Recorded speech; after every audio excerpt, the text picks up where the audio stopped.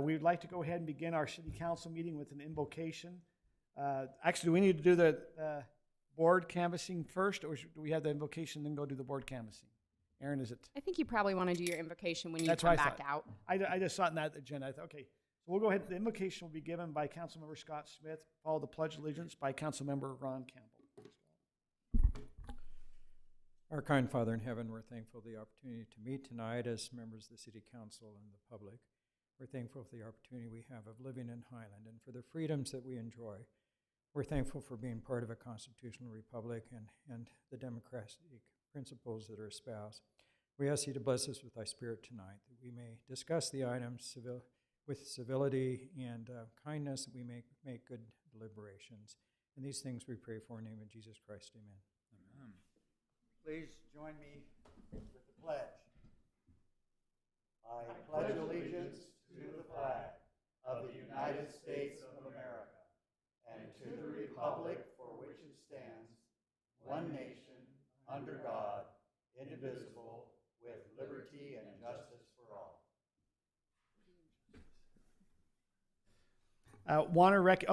We actually have a full council, so we have Councilmember Cameron Della that is joining us. We're happy to have everyone here. We will now, at this time, we're going to do the canvassing of the Board of Canvassing for the municipal election of 2023. Do we have anything that will be presented up above? We had three that were on the ballot and we had three that were also write-ins on the ballot. So, Stephanie. Thank you, Board of Canvassers, for meeting with us tonight to canvass these election results. Aaron, do you mind moving to that very first slide with the results on it? There's actually a slide as well. Here's your official election results. Brittany Bills came in with 2,355 votes. Kim Rodella, 2,183. Doug Courtney, 1,396. Liz Rice with 1,086. John LaFront with 702. Wesley Warren with 271, and there were actually 97 invalid write-in votes. So, interesting note, I actually did go down to the vote center and took a tour of how they process our ballots, and it was fascinating. I recommend that you all take the time to do that. It was wonderful. I actually looked at some of those invalid write-ins, and the majority of them were for residents in the city. Unfortunately, some of them were for candidates in other cities. We had a little confusion on that.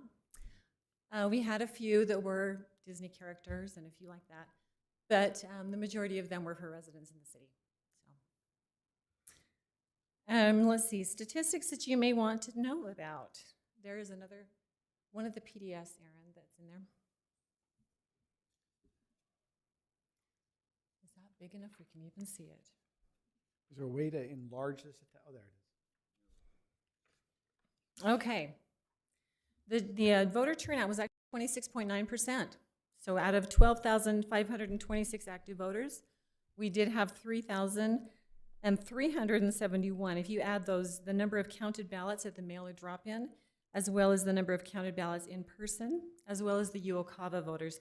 UOCAVA voters, that we had 12 of those are our uniformed and overseas voters. That might be military, that could be people serving missions, whatever that may be. Those actually get to vote electronically. So that's really fun. We did not have any provisional ballots. We did not have any emergency ballots either. We did have 116 ballots that were challenged. 67 of those were not able to cure those. 11 of those are part of that because they had unsigned envelopes. So therefore, they don't know who they belong to, okay? Let's see, there were 25 ballots that returned after the postmark deadline, so those were not able to be counted as well. So those are kind of our stats in there. We do have some official results that are on the city's website. We also have our certification of our election that I'll have you sign after you've made a motion to certify this election. Do you have any questions for me about the stats or the election this year? Just one question. Yeah. Compared to the last election, municipal, what percentage How does that compare? Do you remember off the top of your head? I'm sorry, I Years don't ago. remember off the top of my head on that one. I think we're a little lower, though. I think, I wanted to say that we were a little bit lower this time than we were last time. So, but I'm sorry, I don't have that It'd number be in my head. interesting to know. I should go back and look too. I'll have to make a note of that, yeah. Yeah. So, you may want to know, though, in regards to the vote center that we had here in the city, we did have 95 people were checked in at the Highland City Vote Center. So we served 95 people that day. 62 of the 95 were Highland residents. And 4 of those Highland residents actually voted somewhere else. So 4 of the Highland residents went somewhere else to vote, probably more convenient for them, maybe on their way to work or whatnot, okay? So 32 of the voters that came into our vote center were actually from another city. Stephanie, something I found out on election day is that they had a machine here. Like, if you do a mail-in, you have to put in the envelope, sign your name, put your email, put your phone number. But I did not know that because we had a voting center here, you could bring your ballot in that was already filled out. You would just sign that you had voted, but then they scanned that. So you didn't have necessarily your name tied with your aspect. You don't have any numbers in how many did that, do you? I don't know how many. That's called fast cast voting. That little flyer that came with your ballot, calling fast cast voting. I don't know how many people actually used that this year. I was trying to figure that out for you. Because that was one thing they did say, they were a little busier. And I could see that catching on a little more, saying, hey, I want to make sure it was in. I really don't want my name, phone number, email on the back of the envelope going out there. I can see some being sensitive about that. I know they put it in there probably like most. I didn't quite understand what they were talking about with that fast cast. So that was something that was interesting. And I believe, Brittany, you came in on the live vote, right? I did. Kim, did you live vote? Wonderful. So we had 2 people live vote. I would be curious what your experience was. Did you come in and you did the fast cast? Yeah, it was great. They were super happy to see us.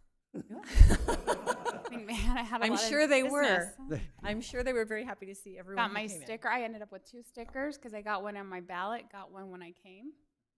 If there's no name associated with that vote at that point, is there a potential that they filled out one and sent it in and then went in person and double voting? Is that a potential? I know that they have a system where if you came in person, that's the one that's going to count. Okay. Okay, so if you mailed one, but you did the person, Yeah. they'll take the in person. Yeah, because that's going to be It would I came in nullify the person, mail-in. I verified who they were with my ID, and they'll take that one. Okay, all right. So, Brittany, did you have any personal experience with that? No. You had 2 stickers. I was just curious. I will two say stickers. my college kid called and said he didn't have time to come home. Could I vote for him and sign his name? And I said no. Thank you. Thank you. Yes. No I voter thought you fraud told me here. something. Integrity in elections, right there. I'm just joking. That was one of the problems I think we've always had, that integrity. You have some kids Yeah. on LDS missions, you have Yep. kids gone to college, you have maybe family member. I mean, I know I've got 5 or 6 ballots. I kept, when my kids would come home, I said, would you like to vote? Things that way. So with And that, those are the Councilmember people who can Smith? do those UOCAVA voters. Actually, so I looked up our last year's results, and this is kind of disappointing. I hadn't looked at this. So in 2019, when we last had 3 council seats open, we had 3,700 voters. So we actually had a decrease in the number of voters this time by about 400, which is disappointing. Well, but you only had 3 on the ballot. Yes, that's really. true. And so, like I told the experience of my partner, he saw 3 candidates. He says, well, they've already won. Why should I vote? And he threw his ballot away. Right. So I'm sure that happened more than once. That makes sense. Yeah. Yes.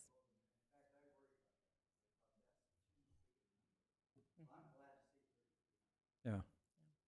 Have we ever had, I don't think we've ever had this many people vote for write-ins. oh, No, the county was actually very surprised that we had 3 write-ins. We won on that one this time.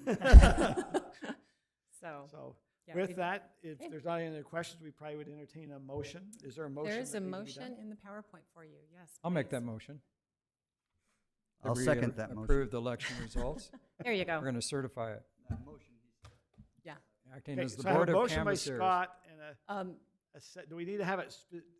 Can we do the motion? Specific? Yeah, let's do it specific. I move that the Highland City Council, acting as the Board of Canvassers, certify and approve the election canvass returns in the 2023 general municipal election and declare Brittany P. Bales, Kim Rodella, and Doug Courtney as city council members. I second the motion. Okay, so I have Scott as the first, and I have Ron as the second.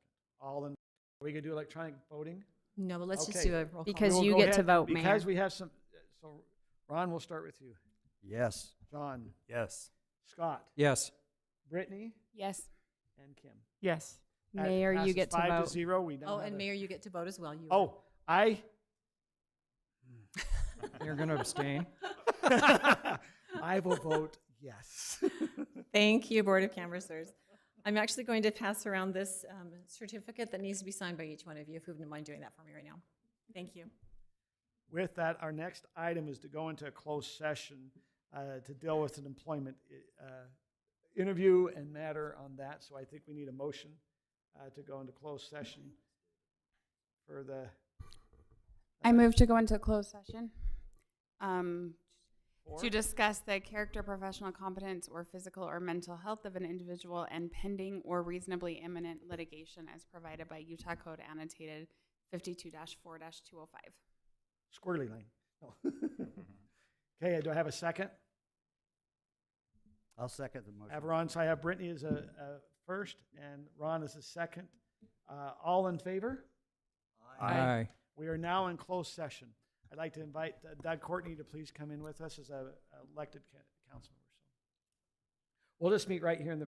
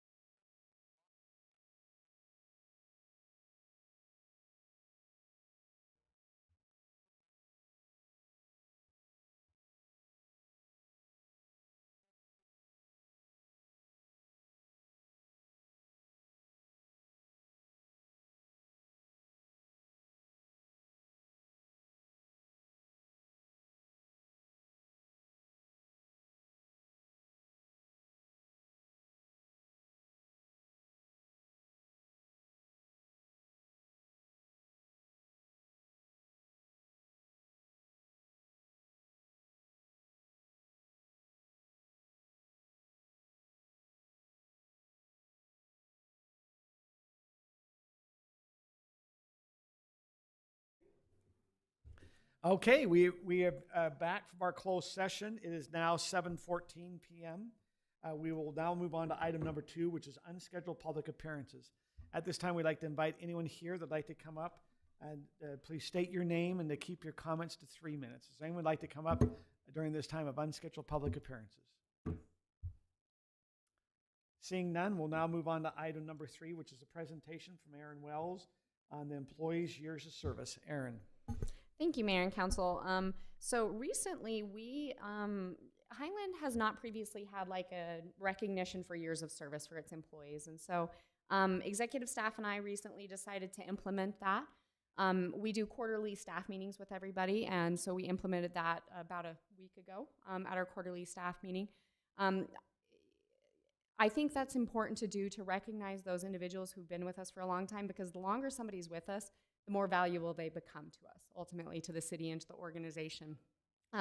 One cool fact that I learned as a part of all of this is that we have 51 employees, so that counts not our seasonals, but any full-time, part-time within Highland City.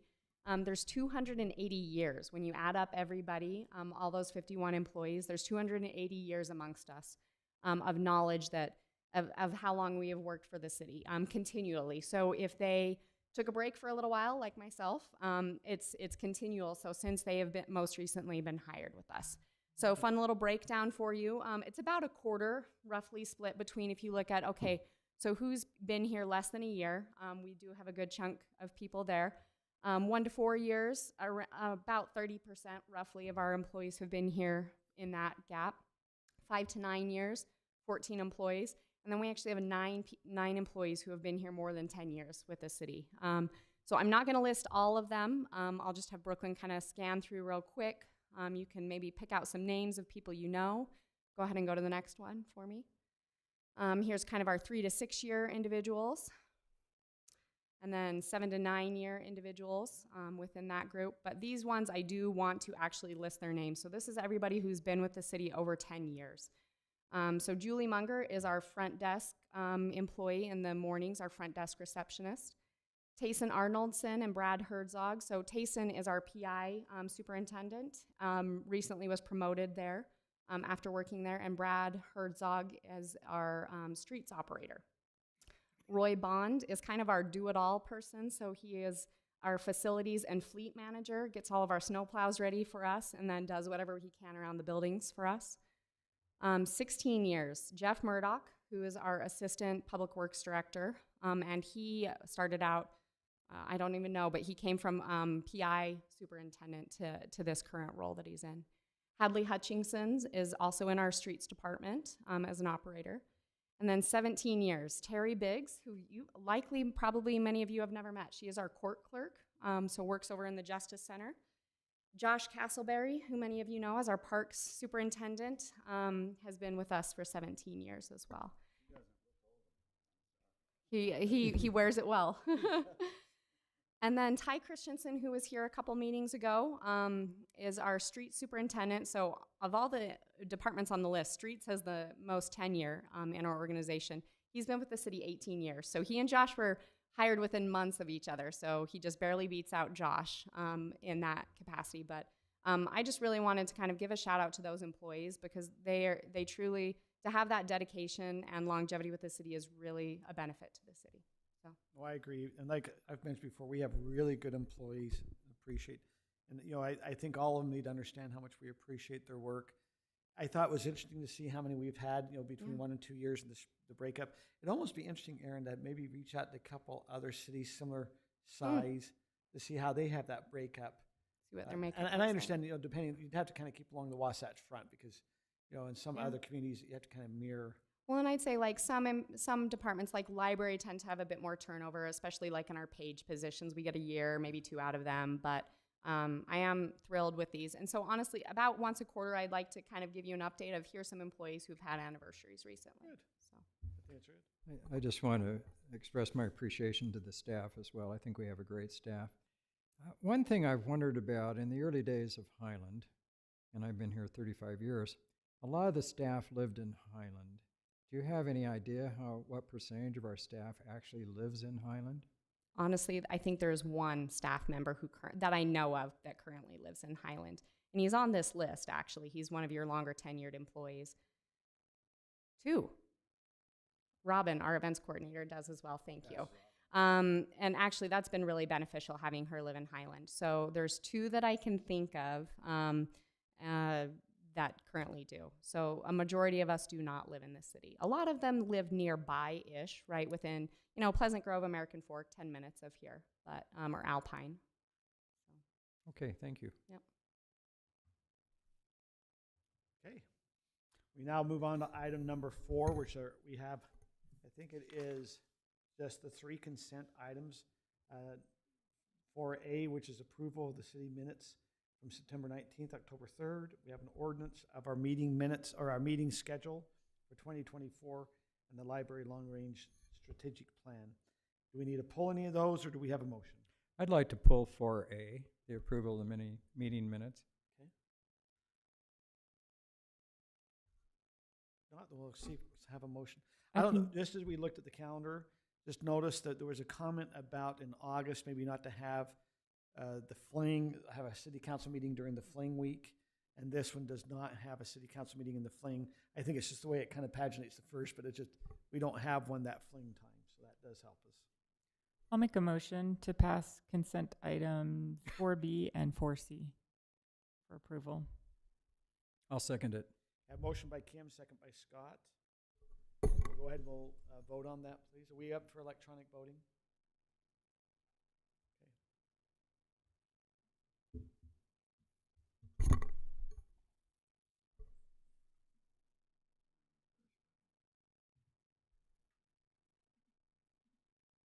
Oh, gotta submit it.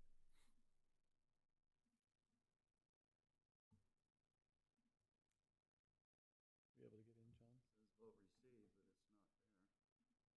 John, are you It kicked me out again. What's the code? just one? We'll just get 1 second. We're gonna have to have this in for all the other voting anyway.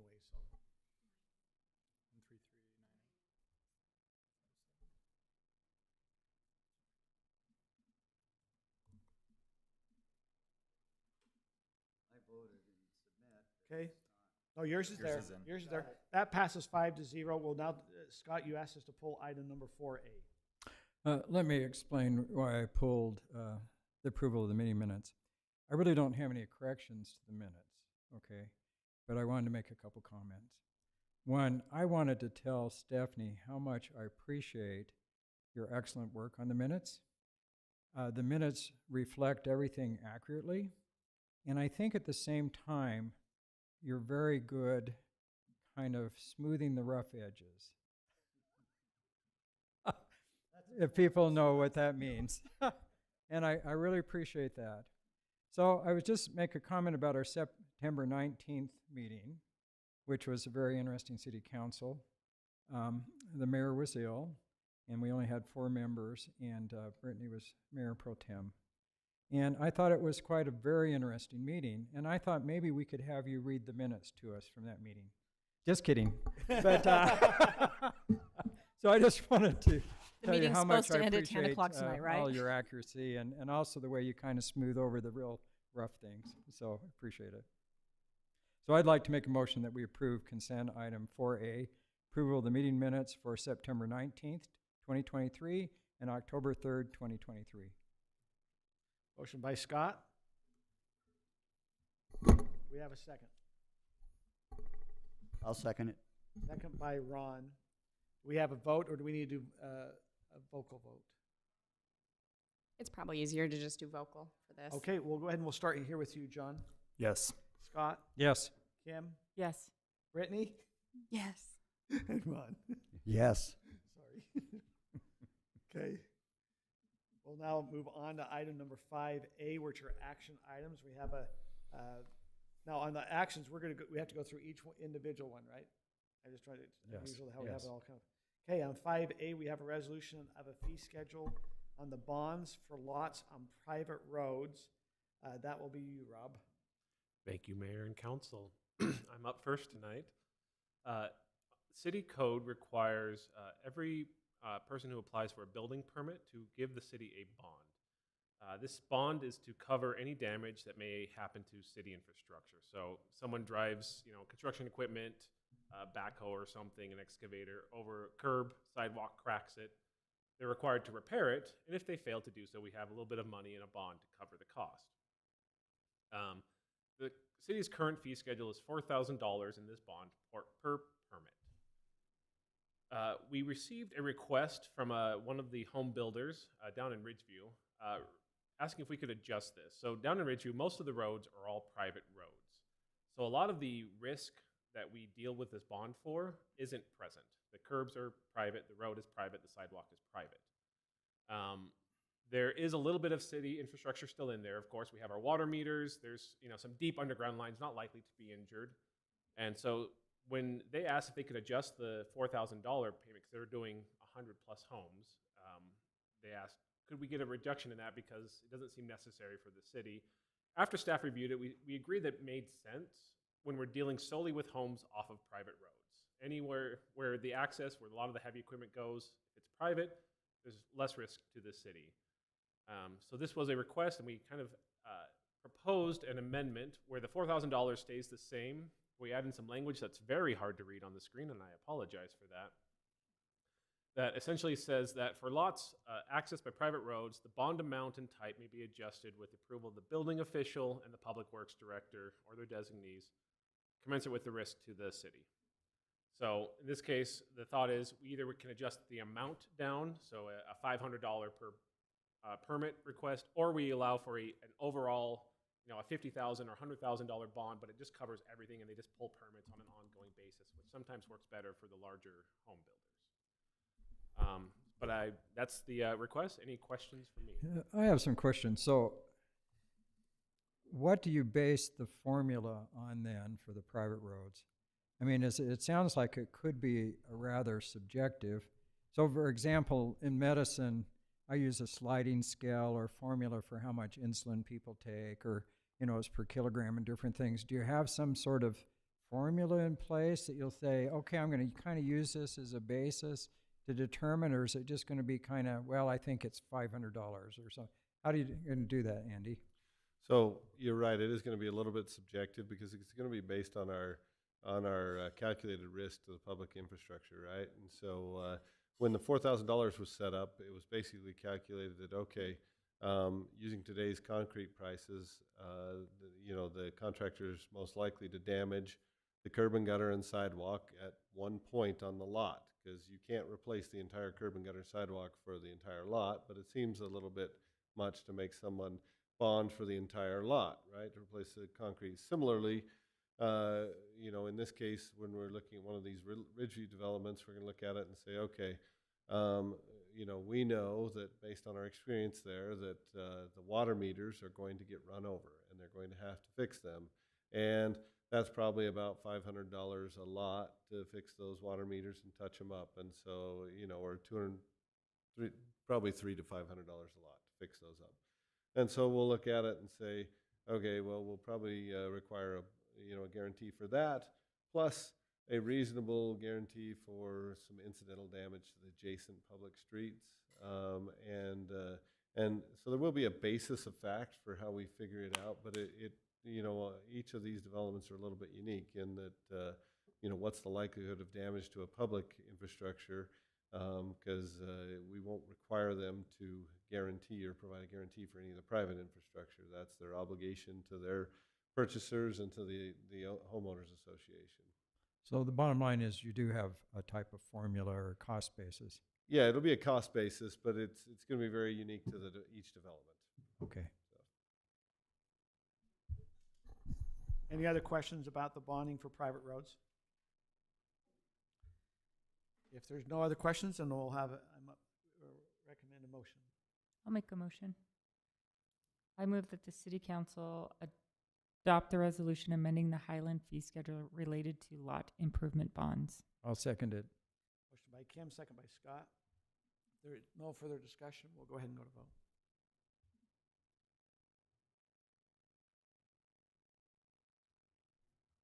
That passes 5-0. We'll now move on to item number 5B, which is an action item, which is the Mountain Ridge Park Phase 2 authorization. This will be Aaron Wells. I just have a question, Aaron. There's a lot of different financial numbers in that in here in the presentation. Who put that together? I get to pretend to know what I'm doing finance-wise with no finance director, Mayor. I had exactly the same question. I got saw that and I thought, Aaron's been busy. and I apologize. We probably made Aaron a little busy on this.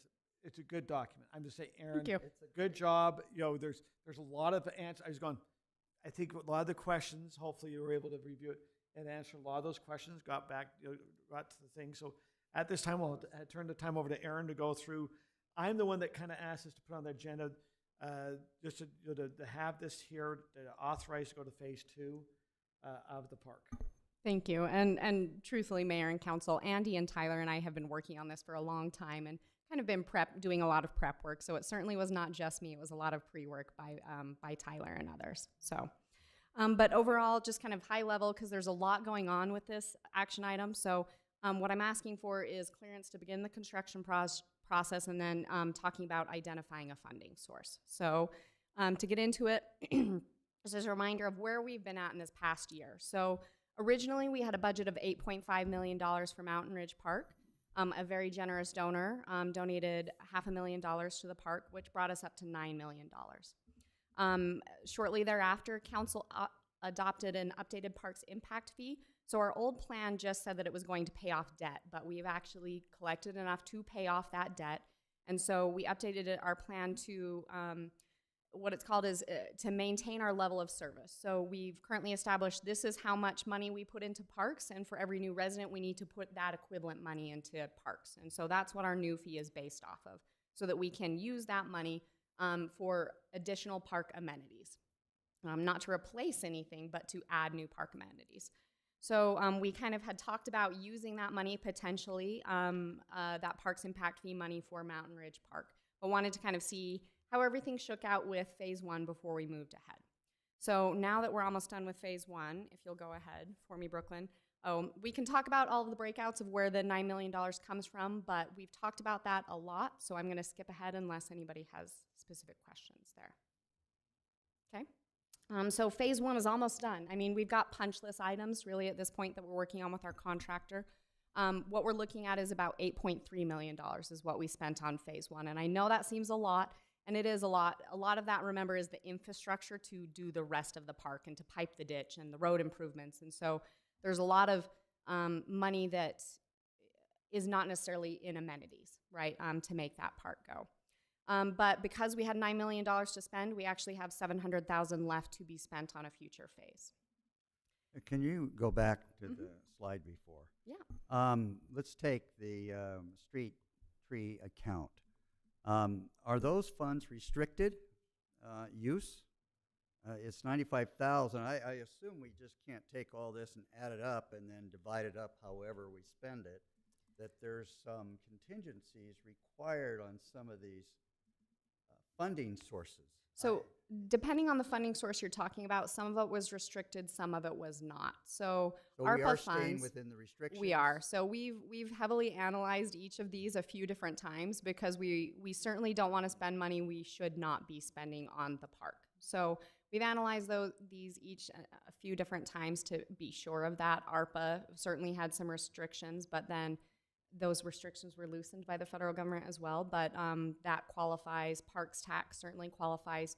Street tree was kind of an interesting one where we were collecting money for trees that it kind of was one of those forgotten accounts, unfortunately, but we are saying we put it in trees in the park, right? Okay. So used it in that kind of a way.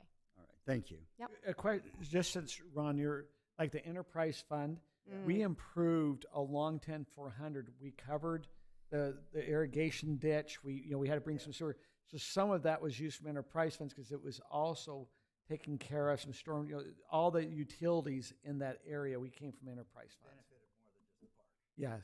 Got it.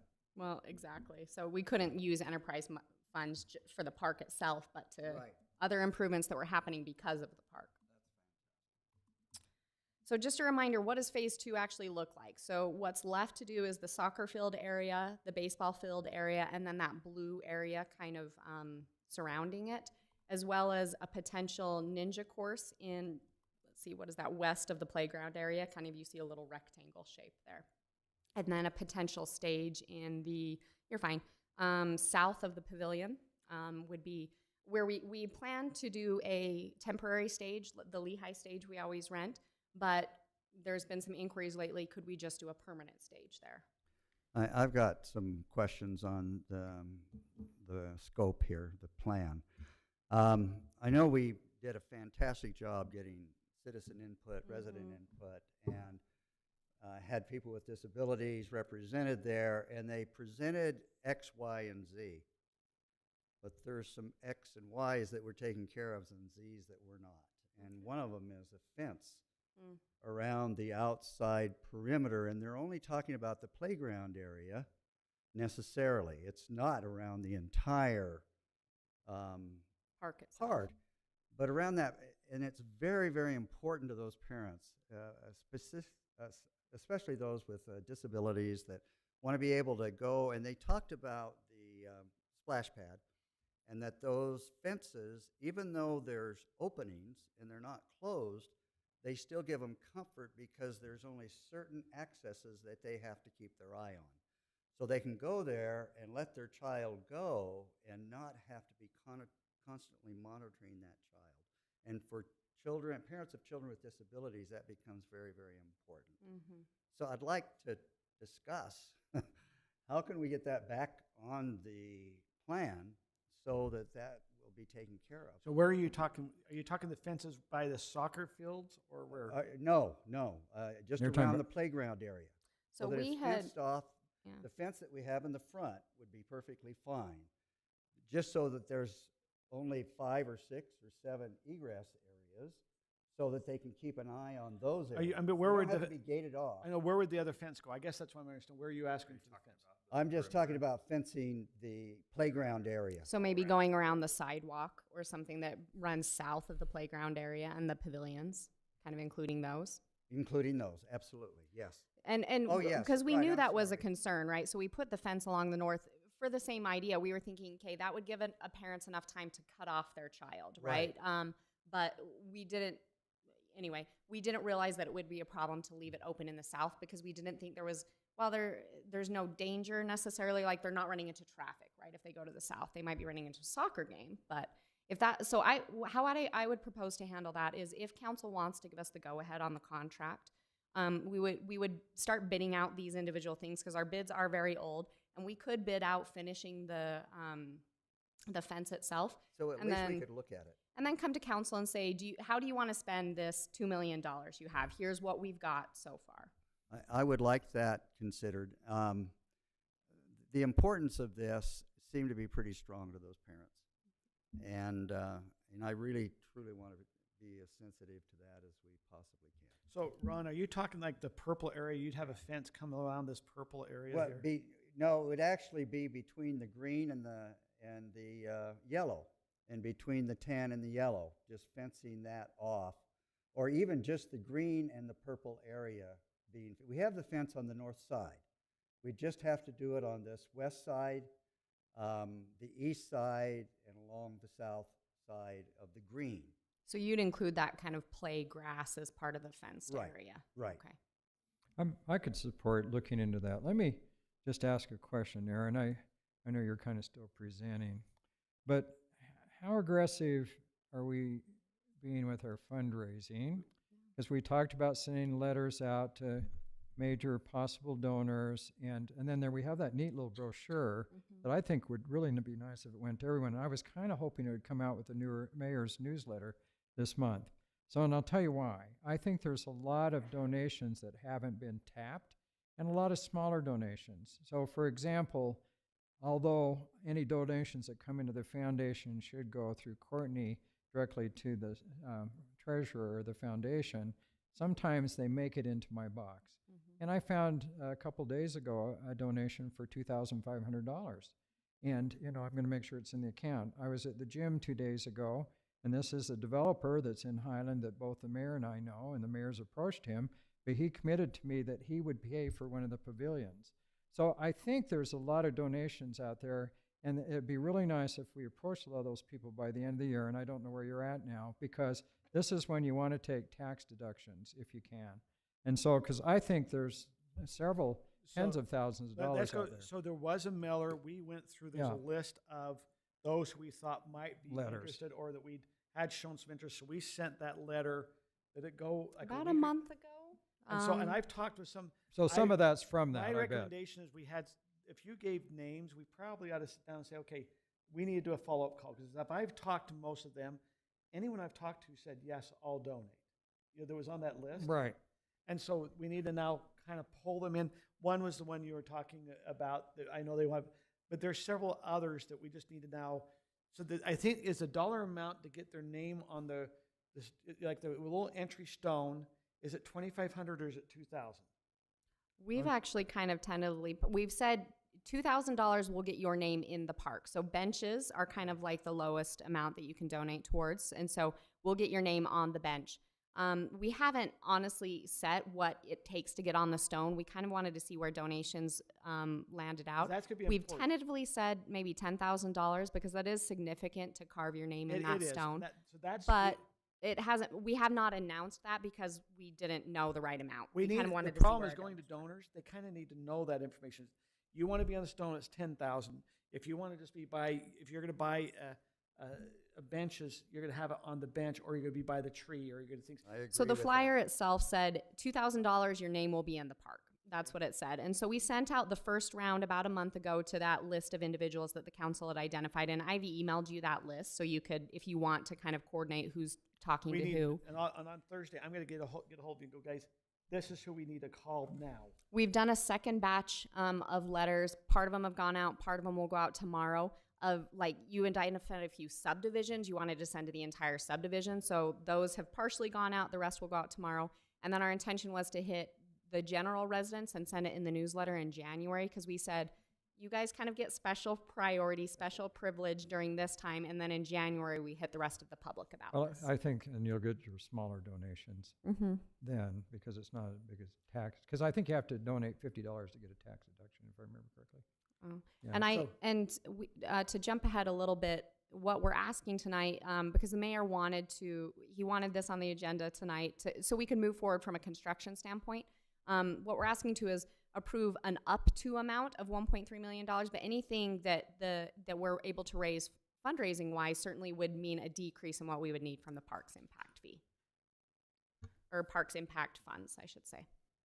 I'm happy to approve that up to 1.3 and then continue our fundraising efforts. And I think one of the things I heard at the grand opening is people were excited about it, but they did look at that list of amenities you could buy and say, oh, well, I guess this is for, people other than me. How can I just donate? Can I donate $100 or $50? Do I really have to donate all this So money? we need to maybe kind of recraft when we go out to the newsletter. Maybe it's, donate any amount, but if you want to name something, here are some options kind of thing. But you just say, we'd love to have a $25 or $100 donation.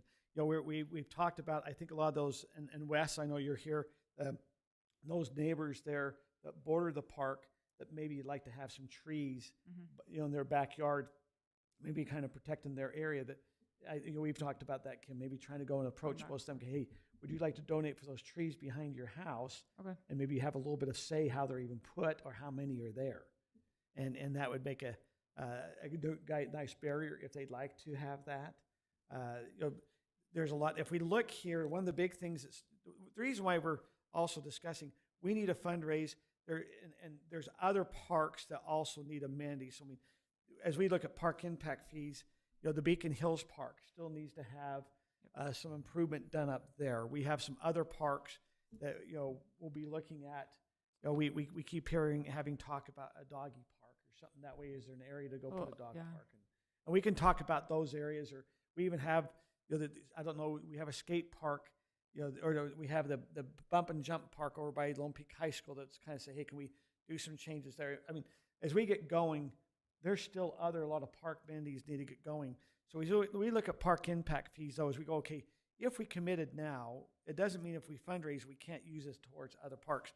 But here's the information. And Aaron, are you going to be going through the park impact fee stuff? Do you have a slide? I'll let you finish that then. Okay. We're estimating ultimately, we think that phase 2 will cost $2 million.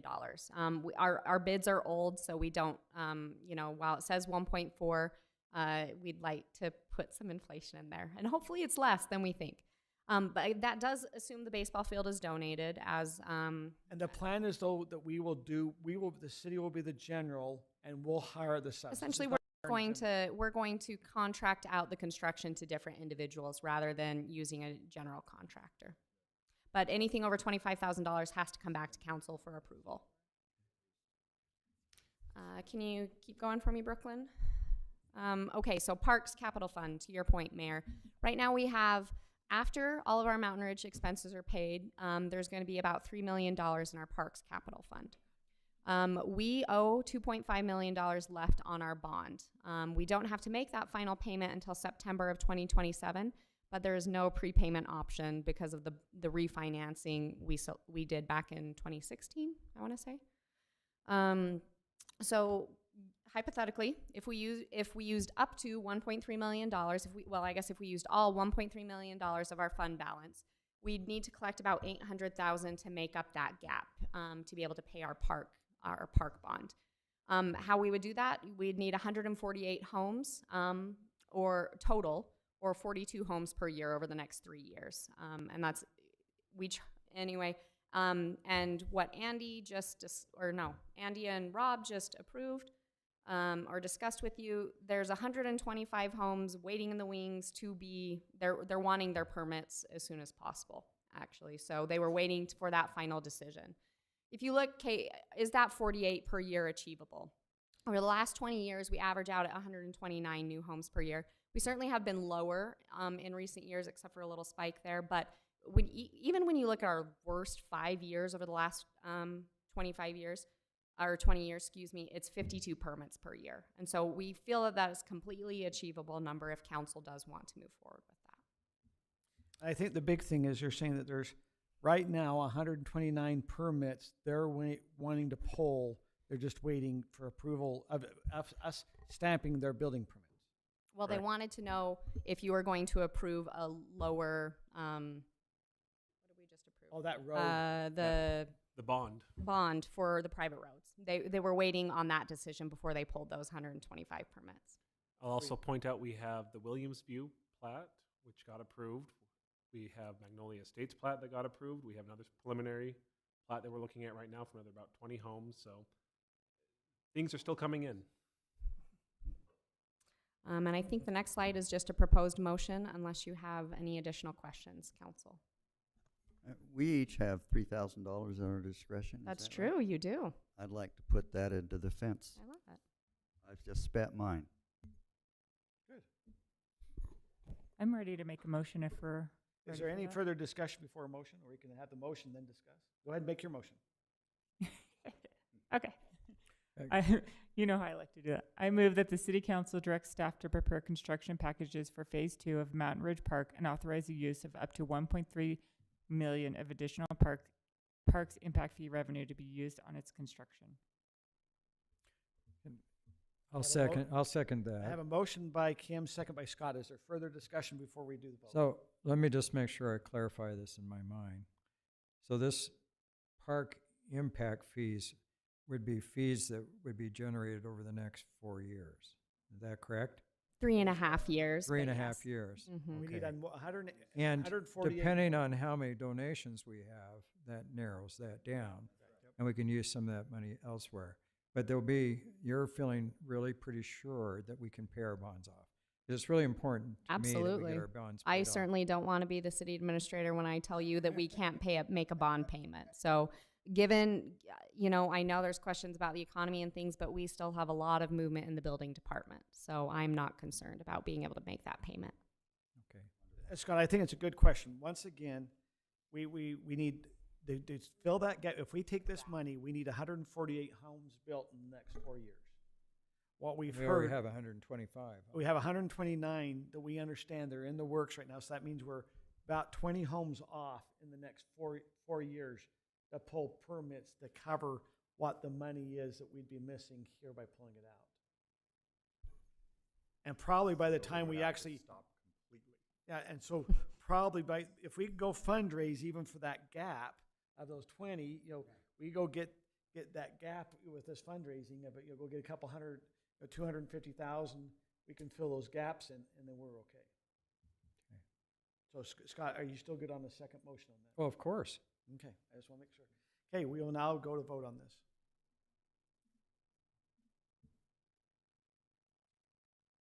This passes 5-0. Okay, we'll now move on to item number C, which is resolution for Timpanogos Special Service District's impact fee amendment. And I'm filling in for Candace on this one tonight. So, Mayor and Council, last time we updated this was about a year ago. What's today? Is it a year tomorrow? Was the last time that TSSD raised their impact fee from $1,700 to $3,600. And so today, go forward for me, please. So TSSD has approved an update to their impact fee facilities plan, resulting in an increase from about $3,600 to almost $5,000. It will go into effect January 1st. We're really just a pass-through for this. We collect the money. It doesn't even show up on our budget books. We collect the money, and then we send a check to TSSD every month. So ultimately, this really is just kind of a formalizing what TSSD has done, just because we're the collecting agency at the time of building permit. So how much will this impact each, I mean, is this, help me, is this for a new build, or is this, okay, so this only is dealing with new building, this is not Correct. their service. So every time yes, when you come in, when a builder comes in to pick up their permit, this is a portion of the impact fees they pay as TSSDs. Why has this increased Like Why has it so increased? Triple much? in 1 So year. much. Like it's not. Unfortunately, Brian Braithwaite is in Africa to tell you all of the nuances. He and I could not find a time to connect over that. I know that one of the big projects they're working on is a line that's going to upgrading the line that's in Pioneer Crossing area for all of the homes on the west side of the lake to get over to TSSD. That's a big project. Oh, I know. The other one is they have to upgrade their facility to they dump dump water into Utah Lake, and there is a higher threshold of cleanliness for the water that they have to upgrade to, and that requires upgrading the whole facility, unfortunately, not just something So- they can do currently. They're meeting new EPA, Yes, clean water that's my standards. understanding. But if you look at this, they're tripling the cost in 1 year. It's I won't disagree with you. It gets my attention to the point. I have a little bit of a problem. with Is the your fact mic that- on? Oh, yeah. Yes, that we're governing body here, and this is a pass-through. We don't really have any say in any of this. I'm in an uncomfortable position. I don't know how else to And say I'd it. say our say is that Brian Braithwaite serves on the board for us. He's been appointed and he's been on there, 15 years or a long time since he's been on council. But, and I'm really sorry that he's not available right now to be able to answer more detailed on these questions. Is this something we have to vote on today before he's here to kind of talk to us a little bit, or? I'm just a little uncomfortable with a triple increase in 1 year. I want a Yeah. discussion about why. I'd like to understand it better, and I think I basically understand it, but I th- Andy, yeah. I think what we would have to do, my only concern is this goes into effect before we have our next city council meeting. It goes into effect on January 1st, 2024. We could schedule a special city council meeting, like a Zoom one, when he would be available to discuss this with you, council, if you would like to do that sometime later in December. I will point out, we have a contract with TSSD where they provide services to Highland residents. Part of the contract states that we will charge their rates and pass them on. And if we don't, the city will pay for it. So this will go into effect January 1. If we continue to collect the $35.59, Highland City will eventually be billed by TSSD for the difference for any permits pulled in the meantime. That's part of our contract with TSSD for them to provide sewer service to Highland City. Were we legally represented during the signing of that contract? It just sounds like a contract where we're extremely vulnerable. It's part of as Aaron pointed out, we do have a representative who sits on the board of the district and helps decide all of the fees and costs and reports back.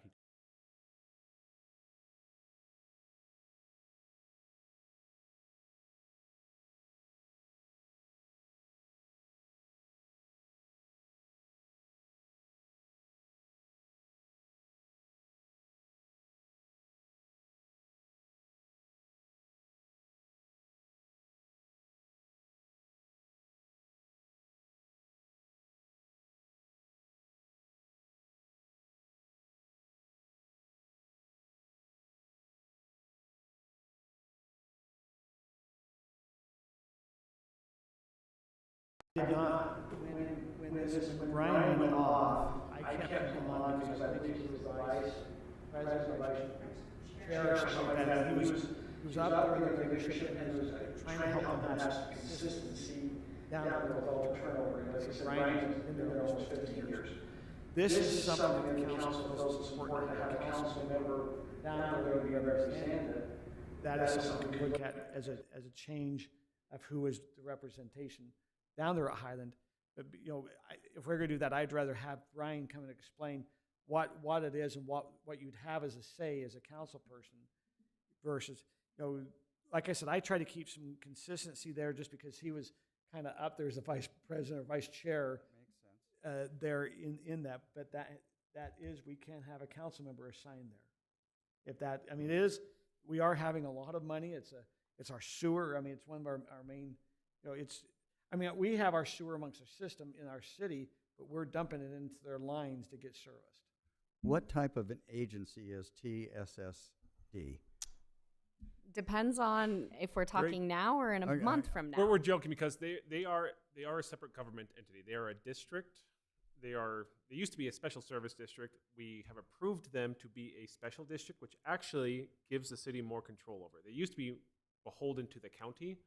As a special service district, their board was basically created by the county, and the county could change the membership at any time, and I think at one point threatened to do so. As a special district, our representative on there cannot be removed by the county. We will have a permanent representative on their board. So fortunately, it's better than it has been, but they are a separate government entity. So we're going to have more representation or a little more power. Yes. Not more representation, but Before- more say. As the council, it was earlier this year, I think like February or something, we approved that. One of the reasons we encouraged it is because essentially the county could at any time change the rules of how the TSSD, how it functions, and remove all leadership at will. So the change that the council approved and that TSD, what's going to be called TSD in the future, will be going under is Highland City and the other cities that make it up will have permanent control over the district. One of many on the board. It's like a 9-person board, I believe, but at least we'll always be there. How many cities are represented in this? Ooh, also, this is a great question because we're going to talk about that later. We have that later as another tonight. item down here later. I think there are 9 fully included cities, Okay. meaning cities that are within TSSD. And then there are, I think, 2 others that are partially included, Eagle Mountain and Vineyard, where part of the city is served by TSSD. Are any members of that board elected officials?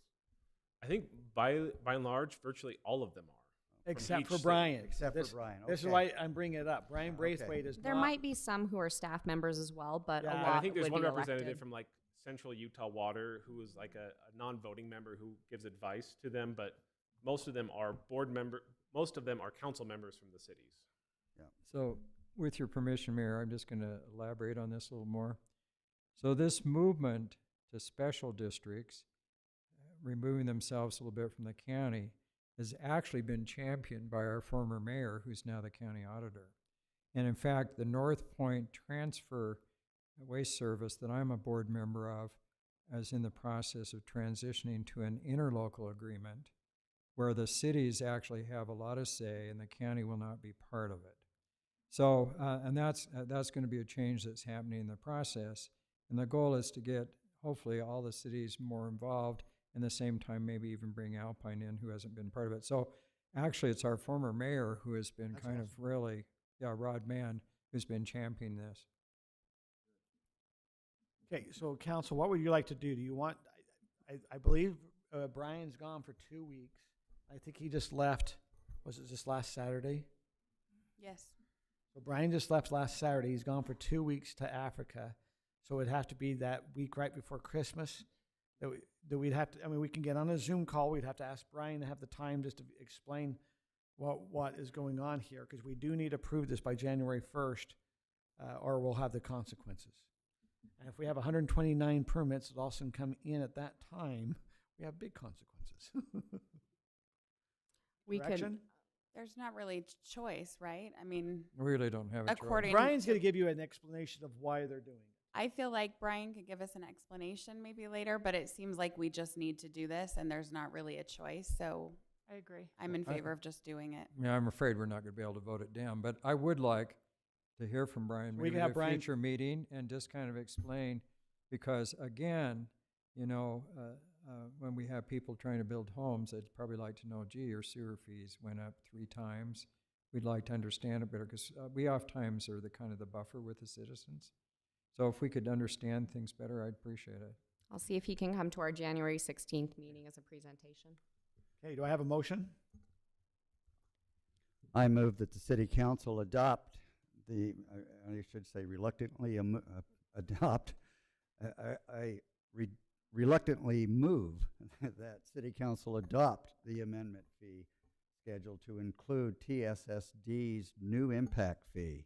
I don't think I've ever heard a motion. I reluctantly do this, but I'm going to make Yeah. the motion. And I mean, I'll I'm reluctantly serious, and it's second it. very So I got a reluctantly. reluctant Ron and a reluctant I know we have Scott to do it. making an emotion. Under protest. I know we have to do it, but honestly, it feels like blackmail. It's just a form of blackmail at this point. I'm sorry, but that's We need to just understand how I it better. feel. Yeah. Okay. But we do have to do it, and I understand that, so you get my yes. So it's only new, this affects new construction, Yes. right? Okay. That passes 5-0. Or is everyone reluctantly? Is there only 2 votes reluctantly? Okay, we have now move on to item number 5D, which is a contract approval of the culvert lining under 11-1800 north of the Broadleaf Hollow. And that will be Andy that will be handling that. So Mayor and Council, can you go back one slide real quick? Sorry. So, apologize, I just need to slide it, so it's a little closer. So, as part of the approved budget for FY 2024, there's $358,000 that have been set aside for storm drainage improvements. One of the projects that were identified is this culvert, and so, can you go to the next slide? So this culvert is located on Broadleaf Hollow, just above where we did the reconstruction here a couple of years ago, right by Tanya and Josh College's house. And while we were doing that project, we identified that the bottom of this pipe was beginning to rust out, and it's very difficult to tell on the screens on the photos, but if you zoom up on what appears to be dirt and debris on the bottom of that picture of the pipe, actually a number of those items are little small holes in the bottom of the pipe to where the pipe has rusted out and we're starting to transport some of the material that's underneath the pipe. And so what this project will do is they'll come in and they'll spray about 1.5 inch liner of essentially what's kind of a plastic material. It's a geopolymer, but it's a plastic lining, and rehabilitate the culvert. It'll give it at least 20 years life. We did investigate other technologies. Our second bid was to do kind of a sock liner like we do in our sewer lines a lot of times. It's kind of a resin sock. That was another $100,000, and then we investigated with a contractor that does all types of pipes that you take and slide one pipe inside of the other pipe, and that was approaching $800,000 to $1 million. And so this was the cheapest way to rehabilitate this pipe. We feel it's a quality way to do it. As you can tell from the photos, the pipe is not completely degraded yet, but we are beginning to lose the bottom of the pipe, and we want to fix it before it gets to a degraded and terrible state, if you will. So with that, I'm happy to answer any questions. Okay, Andy, I meant to ask this before, but what is the linear length of this pipe? It's about 135 feet. 135 feet. And the second question is, how much gold is in this polymer? Because even though this is the cheapest bid, that's a lot of money per linear foot. A lot of money for one pipe. For one pipe, yeah. yeah. I mean, it just goes under one street. I just think it's amazing. And this is, I think, another example of how cities are charged more than they should be. And I know you've got the best bid. I know what you've done the very best, but that seems like a lot of money. I bought my house for this originally. I don't disagree with you. I mean, when we started gathering some of these alternative prices, we were just floored with how much some of these things were costing. And I actually don't disagree with you. I look at this and go, wow, and you didn't mistakenly add a 0 to the length? Sorry, you didn't mistakenly add a 0 to the I length? didn't mistakenly add a 0. I wish we were talking $13,000. Makes more sense than $1,000. Yeah, I agree. I am completely floored by how much this cost. Now, we do know from our other projects, et cetera, that one option would be to just dig up the street and replace this pipe, right? And we know that would also be expensive. Expensive in several $100,000 and would be invasive and disturb everybody. And so and disturb the existing road. And so we were seeking for a technology that we could rehabilitate the pipe in place and not dig up the street. But yeah, I couldn't concur more. I mean, the expense is just. How blowing me long do you away. anticipate that this polymer will last? We know it will at least last 20 years. We hope to get more than that, but will at least last 20 years. And so if we don't, if all we get's 20 years out of it, and the next one is twice as expensive as this, then I think we got our money's worth. So Andy, there's only 2 bids here. Is this Yeah. So a non-competitive industry, if you want to say? Is this one that only has 1 or 2 suppliers, and so So we're not- what we did on this one is, because we were trying to prepare a plan that said, okay, we're going to rehabilitate it in this way. And in the process of reaching out and to these various technologies, they all, the 2 lowest bids agreed to provide us a bid. We didn't even really have the guy who said it'll be 800 to a million bid, because we're like, yeah, that's not even in the cards, right? And so when we felt like we had done a pretty thorough investigation and we had these solid bids, it was kind of like, well, I think we're at a point where it's probably best to go forward. The other reason that we'd like to go forward is, oddly enough, the best time for us to do this is in the winter, because you can kind of watch the storms and say, okay, we've got a little bit of a window here to put it in, and then we get to spring and we get to runoff conditions, and then everybody starts watering, and it's a little tougher for us to deal with it. And so How's Kinda it give it- applied? How is that applied? they Sprayed? spray it on, and Sprayed then on. and then they kind of trowel it to smooth it out. Yeah. So. So it- they have to crawl up into this pipe to do it. Yeah, it's actually not. It's a 5.5 foot diameter pipe. Okay, so that's So not- it's- I could fit in. Yeah, so it's not super tough to crawl into, but nonetheless, yeah, they do have to kind of crawl up into it. So the nicest thing about this is, as far as being disruptive to the neighbors, this is actually the least disruptive of all these options.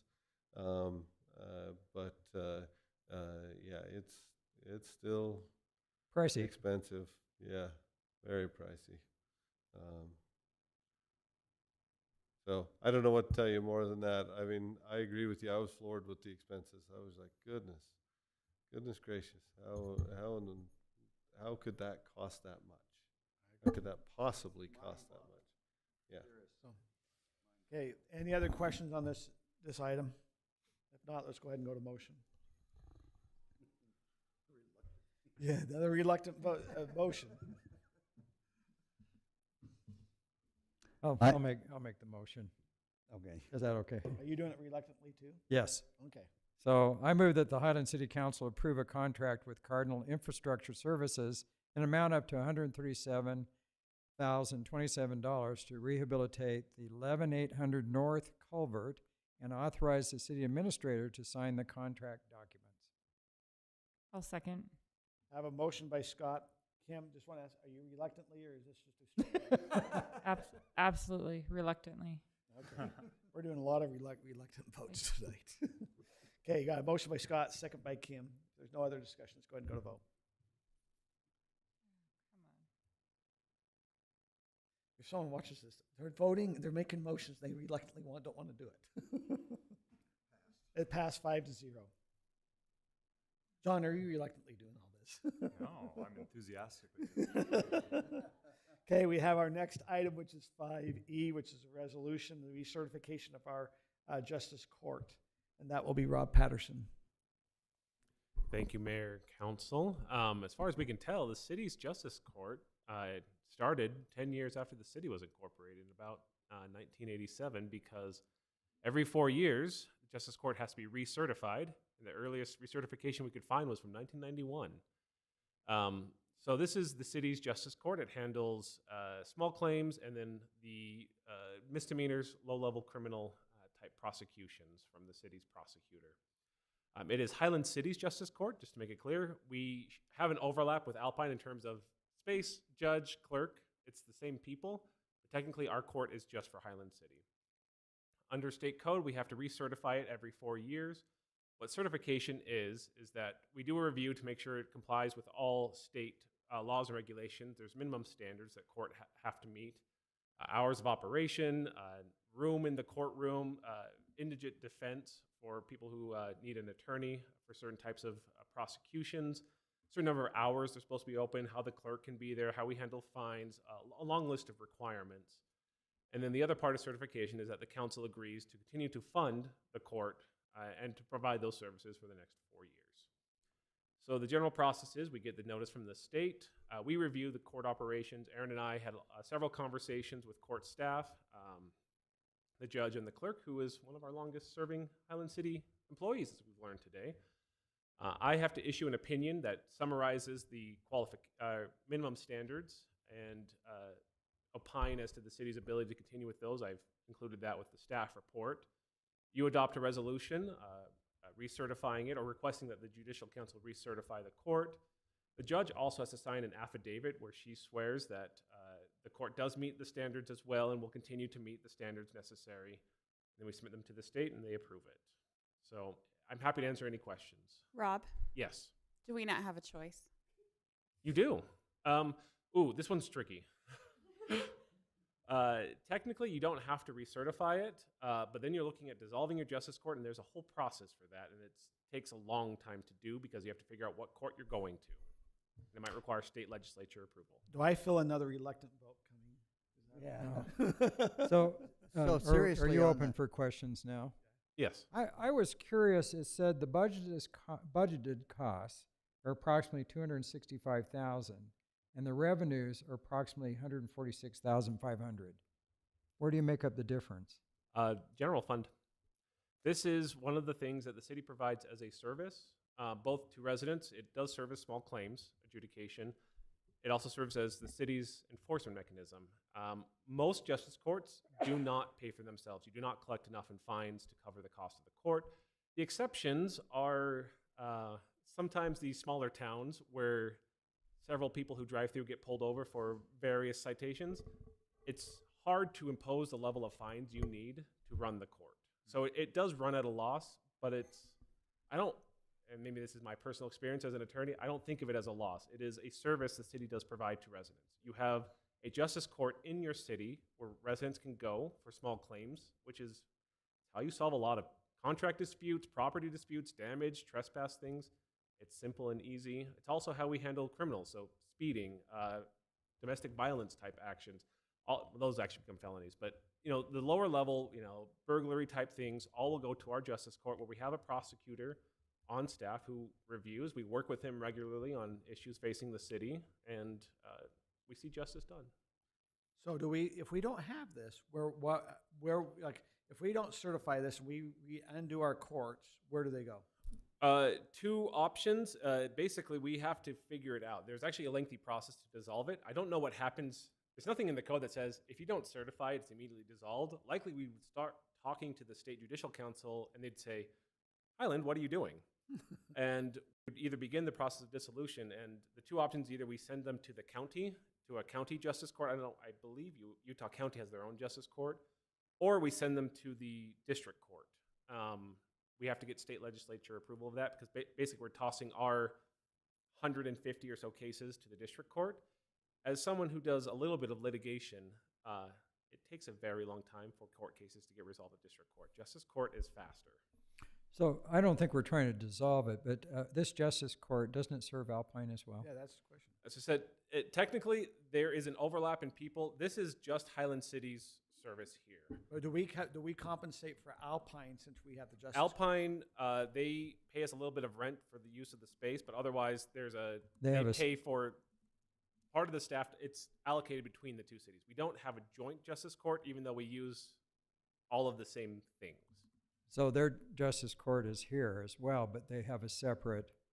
Same judge and same clerk, but they have their own contracts with them. So we could join together. We could have an interlocal agreement, much like we do for Lone Peak, where we operate it jointly. Many cities do that to try to share in the costs. We just haven't formalized that process yet. We could. Why wouldn't we do that? Did Part you of say it- why would or why wouldn't we? No, it just seems, why wouldn't we do that? because we share Lone Peak, and the Lone Peak Safety Police Department of that, they actually, or at least the police department feeds into this, and it's the same unified police department. I just wonder why we wouldn't join justice courts.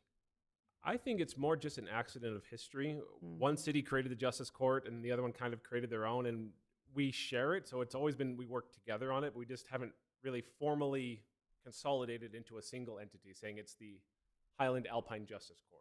When you look at some documents, it says Highland Alpine Justice Court or Alpine Highland, but there's no interlocal governing that. And so honestly, that's something I'd like to work on, not necessarily to joint them, but just to make sure that we're all on the same page about who pays what, you know, considering we have shared staff and things. So is there some economies of scale, though, if we join? There can be, Absolutely. yes. It doesn't Yeah. make sense for both of our communities to It- run. I their think own it, justice it court. bears looking into to see if there's some costs we can save. Where does Cedar Hills go? I agree.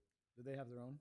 That's a good question. It They're must not be joined with American Fork now or joined something. somewhere else. But I mean, cities often do share justice courts because, as you know, they do run kind of at a loss. So the more economies of scale you can get, the cheaper it is to share those costs among others. And when we talked with the clerk, she explained that she does remit fines separately to each city. It's all kind of separate, even though she's running it for both. But I would support looking into whether we can save Highland some effort and costs and make sure things are allocated fairly between the two cities. There is also legislative changes coming to justice courts. Truthfully, they might not exist in 4 years when it's time to recertify. The state has some concerns with justice courts, and so there's been some legislation kind of making some tweaks over They're the trying to years. take our authority away, is what you're saying. That's you one way of can- looking at it. I will say, for a long time, there is still some justice court judges are not attorneys. In communities that are very rural, they basically say, find an attorney, and if you can't, here are some standards. I think it's more a concern that it's not our justice courts that are the concern. It's that in other areas, justice courts don't have a lot of oversight. They just kind of operate, and maybe they're not operating to the standard of the state court system would like to have them be operating to. So there has been a lot of discussion about maybe removing that and having it be a department within the district court system or something else. We'll probably see something this year on it. Well, this was a very fascinating and strangely specific document. So do you have a motion?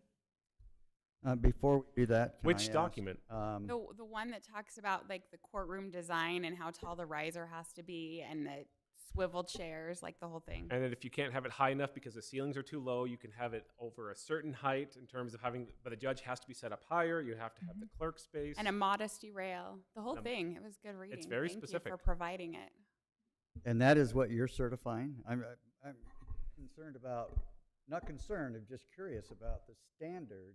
What is that standard? You have those spelled out, and when you render an opinion, it's an objective opinion, right? Correct. I mean, that's why it basically gets certified twice, independent from you. I look at everything, and then the judge herself, who is also an attorney and appointed as a judge, signs an affidavit swearing that she is meeting the current standards. Okay. She's met all of those very specific criteria and that we have a court security plan. So that's Okay. something we're finalizing right now. The with one her. thing we had to Okay. add, though, I noted, is we need the new Utah state flag to be in the.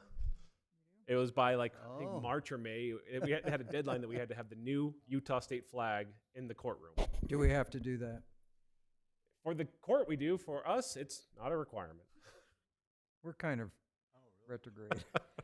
So you'll notice, obviously, we still have it's actually currently still the state flag. In March, the new state flag takes effect. Honestly, from a cost, we just have had, we have extra current state flags, and so I've just been using those until we run out, until we need to switch to the new one. It's not a protest, it's just I'm trying to save the city money. Good, keep doing it. I can't believe that's the thing we argue about in our states. So I know it's kind of crazy. So these old state flags, are you going to put them on eBay or something? Might be worth some money. They might, as They might, collector's items. yeah. I'd buy one. I'll make a motion. Historical side Okay, of it. is there a motion up there? I move that the city council adopt the resolution requesting recertification of the Highland Justice Court. I'll second it. Oh, sorry. No, go for it.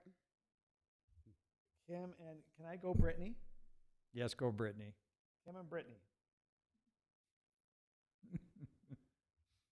Oh,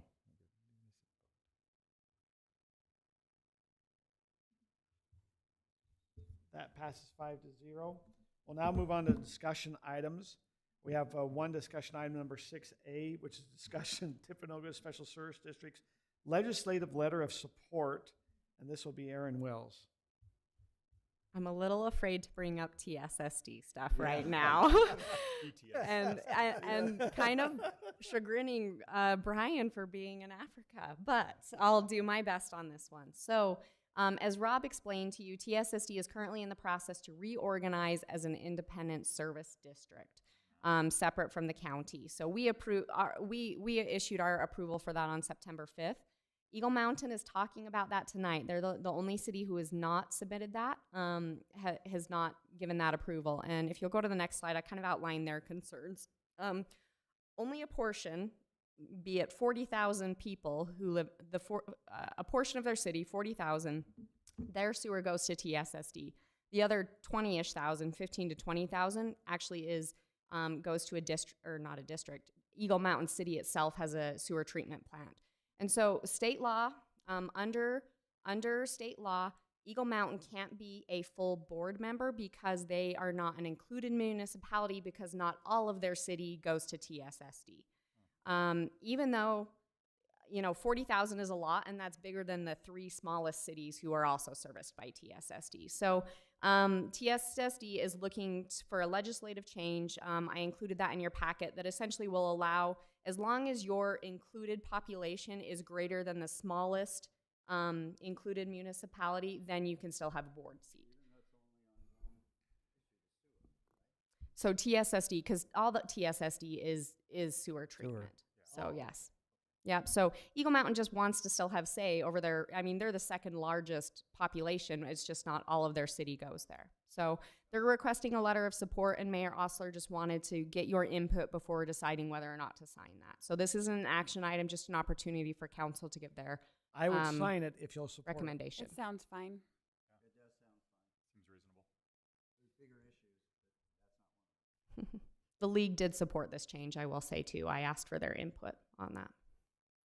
Okay. So after I leave the council, can you appoint me to be ambassador to Eagle City? Well, no, what this is we're stating Eagle we're Mountain. okay as a city to have Eagle Mountain be on that board. Exactly. That's great. They're fine, even though it's not the entire. Okay, that's something okay. We'll now move on to item number 7A, which, that was a text amendment on something with alcohol? Yeah. Can we have This a is 5-minute a break? communication That's right, we'll item. take just because we started at 6 o'clock, it's now Oh. 8:23, let's take a break until 8:30, is that okay? Done Yeah, with action I items. just need a little break.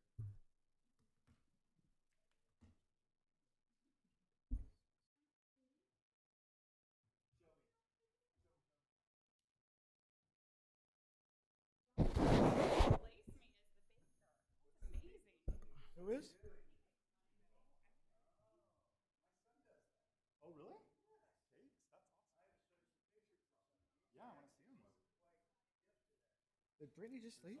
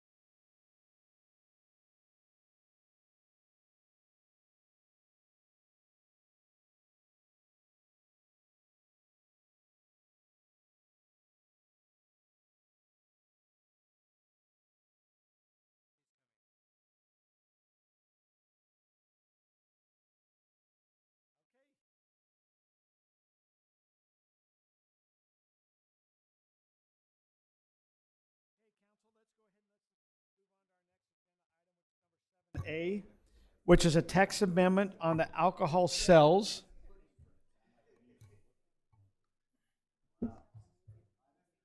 So Rob, I think we have you on this one. This is this is going to deal with kind of a future meeting, what to recommend, what the council, what they'd recommend, how to put together the motion for this text amendment on alcohol sales. Correct. This is a communication item. It's not an action item. So we're not asking you to make a decision. We're just asking you to give staff direction. As you know, we've had many conversations regarding the potential for allowing some level of alcohol sales within Highland City. There's been a survey, there's been discussions.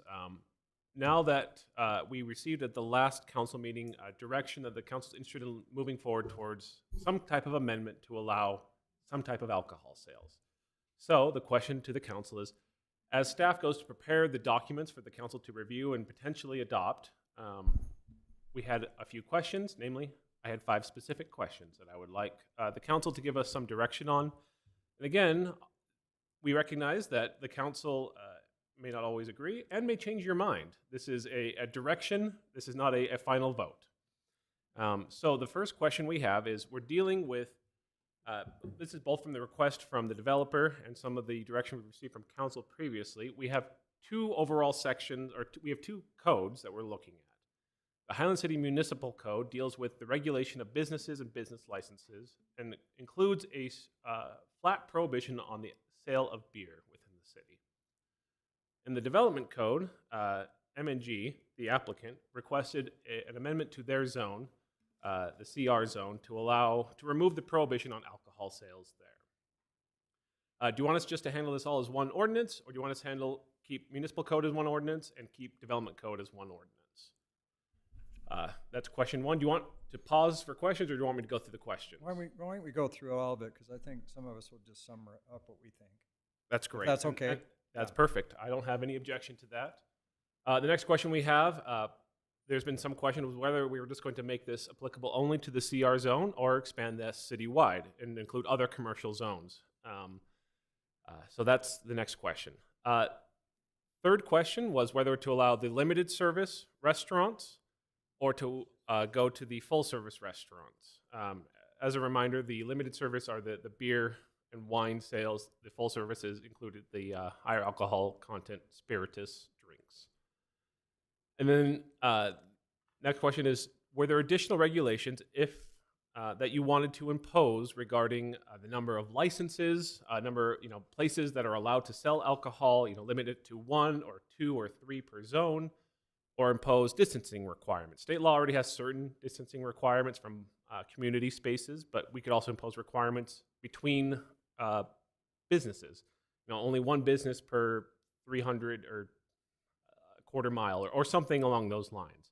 Or is it a number per zone that gets of licenses? So I have a question. Why are these questions important now? Maybe this would be, why do we need to make a kind of direction now versus just discuss it in January? And you can absolutely just have the discussion in January. The thought was, if you wanted to adopt an ordinance in January, it's easier for staff to write it and at least have some language for you to look at and say, we like this or we don't like this. Let's strike that out and revise it, just to give us the written document. Again, if you don't want to give direction, we will respect that. But what you're saying is, a lot of times this is such a major thing. It's better to get a heads up, get it done correctly versus having it be chopped up, trying to piece it together. It's more unified. Hey, we've been thinking through this. This is how we put it together, and we can look at some of the wording to make sure it's done correct. This is mostly just a practical request of, we have to write a document that will do what the council wants. Obviously, you're going to probably debate the exact language of it. We have some language from the developer. We would probably propose our own as staff based on what the council specifically asks us to draft. And we've done several times. We'll have an ordinance that comes in, the council debate it and change some language. It's sometimes tricky to capture all of the changes and rewrite a code on the fly. Now, we can obviously do it that way, and then we can, take as long as the council wants. It's more just, if we wanted to have something ready for adoption, we would like to be able to at least take a stab at drafting something before the January meeting. And again, we may draft something and the council may decide that is nothing what we want and scrap the whole thing. We'll try again. And it doesn't have to be at that meeting. You can always continue to the next meeting, right? There's no pressure to make that decision that day. Is it possible that you could draft 2 or 3 or maybe even 4 different scenarios? Or is that just too much staff work? It is not. You'd give us direction. I have often drafted ordinances where it's, say we're looking at, we're fine with, most of these we're fine with, but we're not sure on the additional regulations in terms of distancing. Give us 3 proposals and we'll write it out, and we can take option A, B, or C on that. We can do that with any of these. I am perfectly fine drafting as many versions as the council would like. And one recommendation, let's assume if you're a council member and saying, hey, I don't want to vote in favor of the alcohol, but then so I'm not going to worry about the rest of the motions. Well, if it happens to pass, then we still need to answer the following questions. And it's probably better to have some direction if that appears. Now, if it doesn't pass, if the council votes not to, then it's. If it doesn't pass, moot. it doesn't pass. It's always, obviously a council is a council. You get 3 votes and that's what passes. The goal is to try to help the council reach that vote to get the 3 in the smoothest way possible. Obviously, you're going to debate this, as is your right and your job as an elected official. Staff's not trying to dictate what you're trying to do. We're just trying to take the direction we've heard from council and put it in a format for something that you can work with to get to the end product you want. So, and the final question up there was, there is that provision in state code we've talked about, I think, a couple of times, where a restaurant is now authorized to sell sealed containers of beer for off-premise consumption. This is kind of the breweries that brew their own things, and you can go pick up a 6-pack as you leave.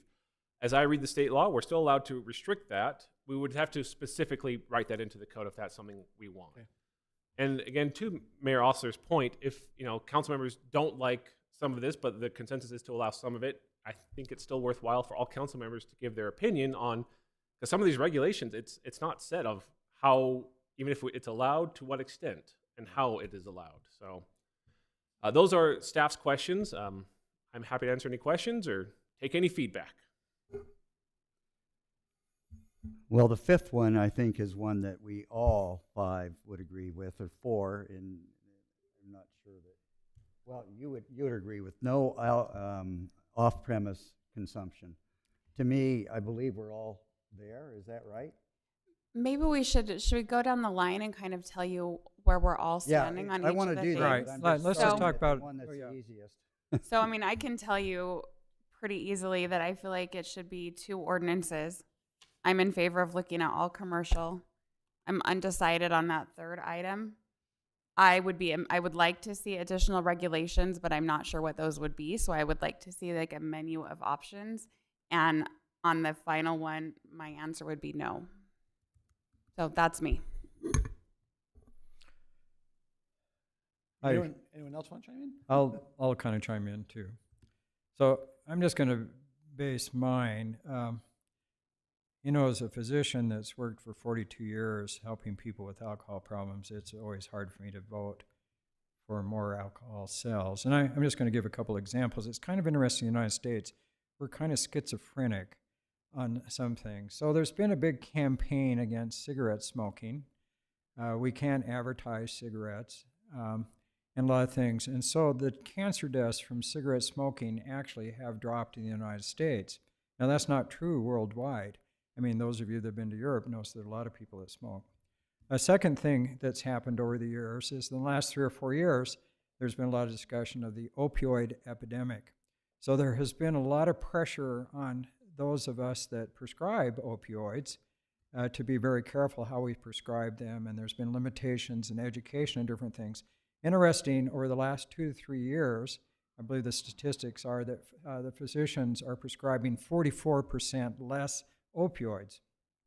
Interesting enough, and the death toll from prescription opioids has continued to drop, which is good. Unfortunately, the actual deaths from opioid deaths have skyrocketed because of our open border and fentanyl coming across, which is much more potent than opium. So we're a little bit schizophrenic in the country, though, because at the same time we're liberalizing marijuana laws and making recreational marijuana more available. Now we're starting to see the problems with that. Also, the statistics show that we're having more and more costs from alcohol sales. So I'm going to be always one that's not real crazy or going to vote for alcohol sales. And I'm going to, if we do vote for it, going to make recommendations to limit those. So this is my feeling on this list here. I think it should be 2 codes because I think the actual law what the council's approved on the beer sales prohibition's been there in place for 45 years. I think it's a licensing issue. And so I think we ought to have 2 different codes. Also, I think all the discussion on the petition and not the petition, but the survey, all had to do with the presentation from the developer in the CR zone. So I would limit, if the council votes for alcohol sales, to the CR zone, because that's where the discussion entailed, okay? I would go for limited service. I really think, I went back and researched from a discussion we had recently, and mixed drinks do have more alcohol than beer and wine. So I would do additional regulations if it's passed by the council. I would recommend that we limit the number of licenses that we permit in the CR zone. And I'm also, as Ron said, I'm opposed to restaurant sales of beer for off-premise consumption. I also would be opposed to our grocery stores and things selling beer and alcohol beverages. So if we do vote for alcohol sales, I'd like to confine it to the CR zone and to those restaurants and have a limitation on the number of restaurants that are there, if we do approve that. Now, that doesn't say I'm going to vote for it, but that's kind of my opinion. Any others? I actually echo Scott's opinion pretty well down the line. It's 2 ordinances. I'd like to keep it restricted to the CR zone. They're the ones that are applying for it. They're the immediate need. It gives us a chance to measure the impact, if you will, of what really is this going to be 2 or 3, 4, 5 years down the road, and if we want to expand it to to the C1 zone, which is the only other zone really, we could do so then. But now, and I also believe it should be limited service, not full service, and and restrict the number.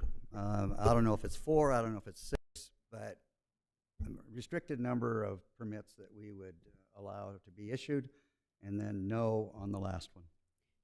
Can I just make one comment in response to that? When we're talking about the CR zone versus all commercial, I think regardless, we have to address what's happening here, right, in the town center, and make it be, because it's ambiguous right now. So I don't understand how we address it in one place and not the others. Well, because what you're saying, Brittany, is that right now in our C1 zone, we've understood that they could do wine. What you're saying is if you're going to say it's only in CR, then you're outlawing it in C1. Correct? Right. Is But that your question, or is what? Yeah, we would I change the feel like it's C1. ambiguous what it is here. I think that different people would say different things. So I just think it needs to be clear. I would be in favor That's of it. theory on the C1, though no one in C1 sells alcohol that I'm aware of. The only place that sells alcohol in the city is the country club that I'm aware of. Right, that's correct. Nobody's taken advantage of the fact that they could do that. If they applied for the license, we couldn't stop it today. So we need to fix that. The C1 zone needs to be fixed, and then the CR zone would be the one that would be allowed the limited service alcohol. That's my thoughts. Within that, just a clarification, Councilmember Bills, so are you interested in potentially allowing it in both CR and C1, or just CR and fix C1? I mean, my preference is to consider it citywide, so we don't have to have this discussion again the next time there's a development at 10700 or anywhere. But that's just me. Thank you. John or Kim? I'll chime in, even though I won't be voting. My thoughts kind of align more with where the survey results came in.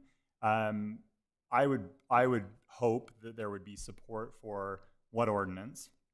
All commercial, full service. I would be in support of additional regulations on location, spacing, and number. Again, I think getting those options out there and having some limitations does make sense to me, so that we don't just have dozens of restaurants that serve alcohol in the city. And then I would also be in support of not taking it off premise. But to me, it really comes down to the survey results too. Allowing alcohol sales in restaurants throughout Highland came back with 94% in favor of that, roughly 2,000 votes. So I think that that's a pretty loud message that I'm a little surprised we're not paying attention to. Kim? Thank you, John. Let's see here. Municipal code, development code. I got to think about that one. CR zone or I'm just going to go along with. Kim, on the top one, Yeah. 2 ordinances or 1? Hey, let me come back to that one. Okay.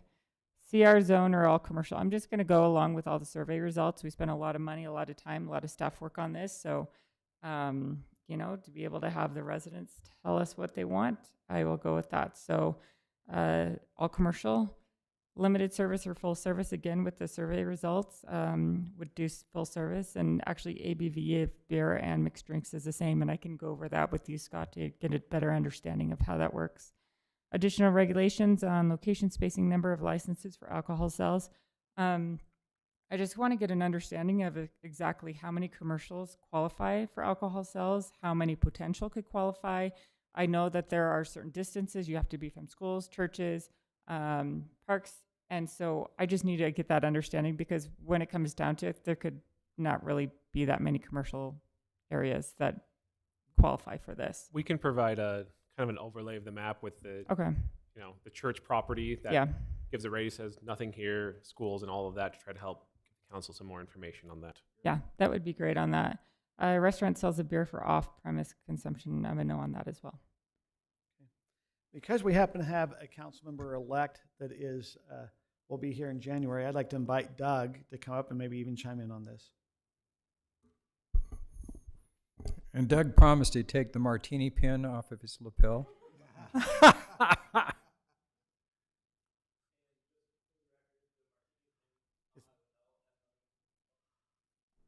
And just for the record, the martini pin on my lapel has nothing to do with this. Today is the 90th anniversary of the passage of the 21st Amendment. So, Now share with us what the 21st Amendment is. repealing prohibition. Okay. Okay. Go ahead. Looking through the first one, I'm kind of with Kim that I'm not sure. My inclination is probably 2 separate ordinances, but that's a really weak opinion. I would go with all commercial. I would go with full service. I would go with a number probably in the 4 or 5 range, and would not like to see off-premise sales of beer. As you, can I just ask a question? When someone's saying 4 to 5, are you saying citywide? Citywide. Okay. Okay, thank Thanks. you. Can I just add, so council, you know, I'll kind of chime in a little bit. Then I want to ask some questions to help educate me a little bit.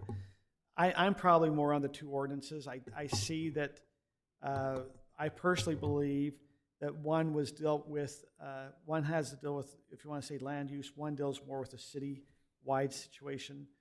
The question, when you ask about the CR zone and all commercial, I was a little surprised by the survey results too. It showed that all commercial. Can you help educate or share, as some of the council members are saying, I want to just keep it in CR.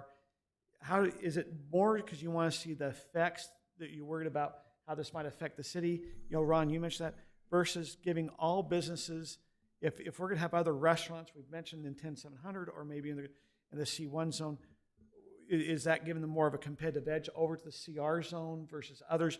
Help me understand why, just, is it really just to try to say, hey, I don't want to just have it, we want to see what the effects, cause and effects are before. That's exactly right. I think it gives us a chance to do it in a limited situation so that if it isn't, so we can't go back. If we say it's all the city and then we decide later, well, we don't really like this, let's restrict it, we can't do that. The licenses are issued, or we're not going to take them away from somebody that has a license. That's illegal. But if So- another development comes in the meantime, we'll have to make another decision. Yeah. No, only if they are requesting that. But at this point, it just seems like it's a big change from what we've ever had in Highland. And because it's a big change from what we've ever had, to keep it limited to one area, one development, if you will, right now, seems to make sense to me. And it literally has to do with, let's see how this goes, and we'll be smarter 5 years from now than we are today. Are we hurting in other commercial areas though where, I mean, let's assume you have even the Chinese restaurant or Thai wants to do it, or you have, maybe we have 10700 have some open up. I mean, I like the thing is, Yeah. this is a hard one because I go, I like what you're saying. Hey, let's see what this effect is in our community. We've not had We're it. piecemealing it in, if you will. I mean- But versus also as a free market going, well, it seems like we're picking chooses and winners and losers. But we're and picking the one that actually is asked for it. Right. It's only one developer that's asked. And Ron's right on that. So I come from the fact that the less amount of alcohol we sell in the city, the better. And there's that Because side of it. I am not convinced from my experience in life that selling more alcohol benefits anyone except the people who make the alcohol and the people who sell it, because I see all the negative impacts from it. So I see no reason to sell alcohol throughout the city unless, So I'm just, now, Scott, you made a comment, and Kim, you made a comment on this limited service. Okay, so some of this, yeah, I've heard, but I just thought this would be a good talking point. Okay, limited service is beer and wine, correct? Now, beer can have up to a certain alcohol level, and wine can have it. When we go full service, we're talking sake, we're talking tequila. Now, I'm not real educated about it, but I'm just... Mixed drinks. So is it Mixed the same, drinks. but some people have mentioned it's the same alcohol level from, and maybe as counsel, is wine have more alcohol level or beer than what some of the full service stuff is? And where are we getting that information? It depends on the drink. So I went into the National Institutes of Health and looked at a lot of this stuff, and most of your mixed drinks, with the rare exception, have more alcohol than the highest wine In percentage. Utah? There don't know, are in Utah, restrictions in nationally. Utah Yeah. there are restrictions in Utah that do not allow the maximum that is even standard. It's not even average. It's far below average. And there's a lot of alcohol drinkers in Utah that are very upset about that. They don't like it, but there's a lot of control over how much alcohol goes in those drinks. And it's not as much as the I know, national but is it average. more than like what you, can you get more in wine? Yeah, Kim, I'm gonna ask. Depends on your variety of wine. So Kim, you made a comment saying, hey, Scott, I'll try to help educate. I'm now asking for you to help educate me. So Yeah. what's your understanding of what you've been able to figure out here? Well, essentially, I mean, so we can go on DABS and look at all up the percentages. So Utah has highly restricted it. So your beer and your mixed drink, and Wes can help me out on this, and Doug, because you guys have more experience, but essentially there's a certain percentage you're served. And so when it comes to mixed drinks, they actually have to measure it out. It's very limited. It's very limited. And But- so when but- you're talking about beer, wine, mixed drinks, there really is no difference. So maybe I'd recommend counsel, To and do I'm some gonna say research myself, on it. maybe we ought to be a little more on this if we're trying to make, Yeah. unless you go, hey, I really like the limited service. Maybe we, Scott, sounds like you've researched a little bit. That's probably an area. Well, mine's looking more at national because Yeah, there's nationally pressure is on the different state than level Utah. Well, constantly that's to the only other liberalize. concern I think Yeah. Scott brings up. They can change. The state can change their regulation, and we get Yeah. changed with that. Yeah, and the state's been liberalizing progressively over the last 20 years. We've I remember actually when you been had to buy your restricting liquor and it bring it in a paper progressively. bag. And So they've I been think restricting it more because and We're more. going to have discussions. I can see some of the residents are concerned. Hey, and I agree. The survey results came back. I think I was surprised. All commercial, all full service. I was shocked. So on that, now as we go, it appears most council are in favor of doing some type of limited location, spacing, numbers, and I'm just going because when I hear that, I'm going, okay, we've heard over it, and I'm just going to use because we have over here in the one development. If we limit it to 2, is that going to cause them to say, well, hold, we can't be successful still leasing our other spaces? Or if we limit to 4? Well, I'm just saying, but that's, or is that when you talk about, hey, I want to keep it just a CR, is it also, let's limit the number so we see what our cause and effect is also at the same time? Yeah, limit the number, and to me, 4 is a good number, maybe 5, 6 at the very most, but CR's only. But where are you coming up with 4, 5, or 6? Is that just like Those are the 4 anchors that he's asked for, and there might be some in between those anchors that are a higher end. So you think development 4 to 6 in that area, in not the CR citywide? zone in that one Because development. he's saying he wants it limited to just that zone. Right. Right.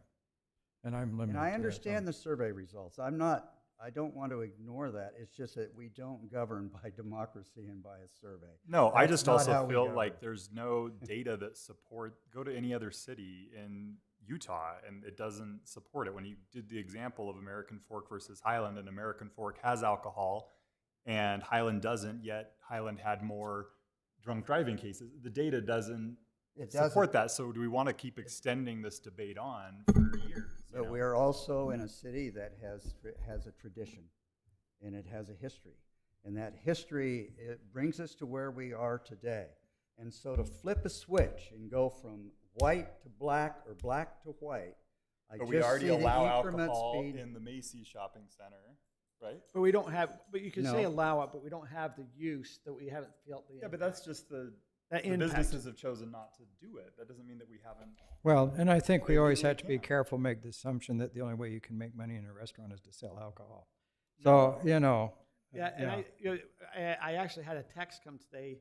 I guess there's an R&R barbecue that used to have alcohol. Now they put a sign up here just recently that says, Yes. we're now limiting our alcohol sales. Okay, Well, and I'm not trying to I get, researched the guys- numbers, just real quick, if I can go through the numbers.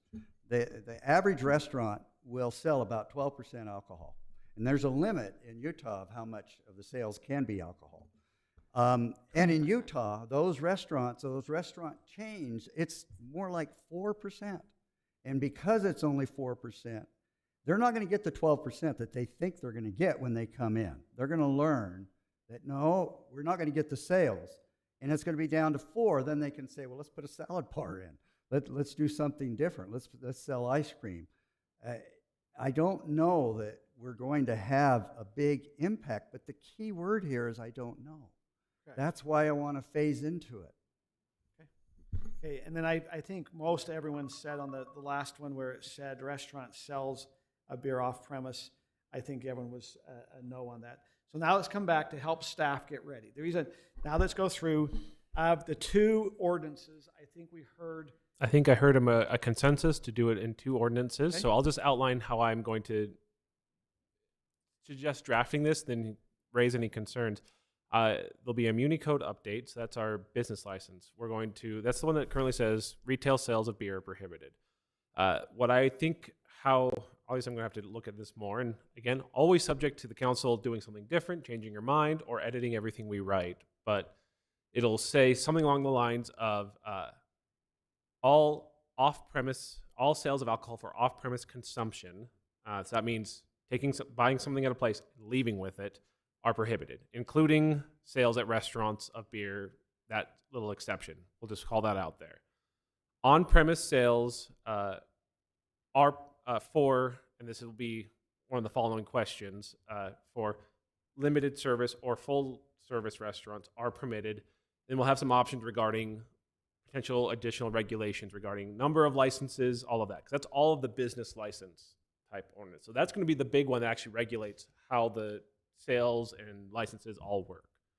Then we'll have the development code update.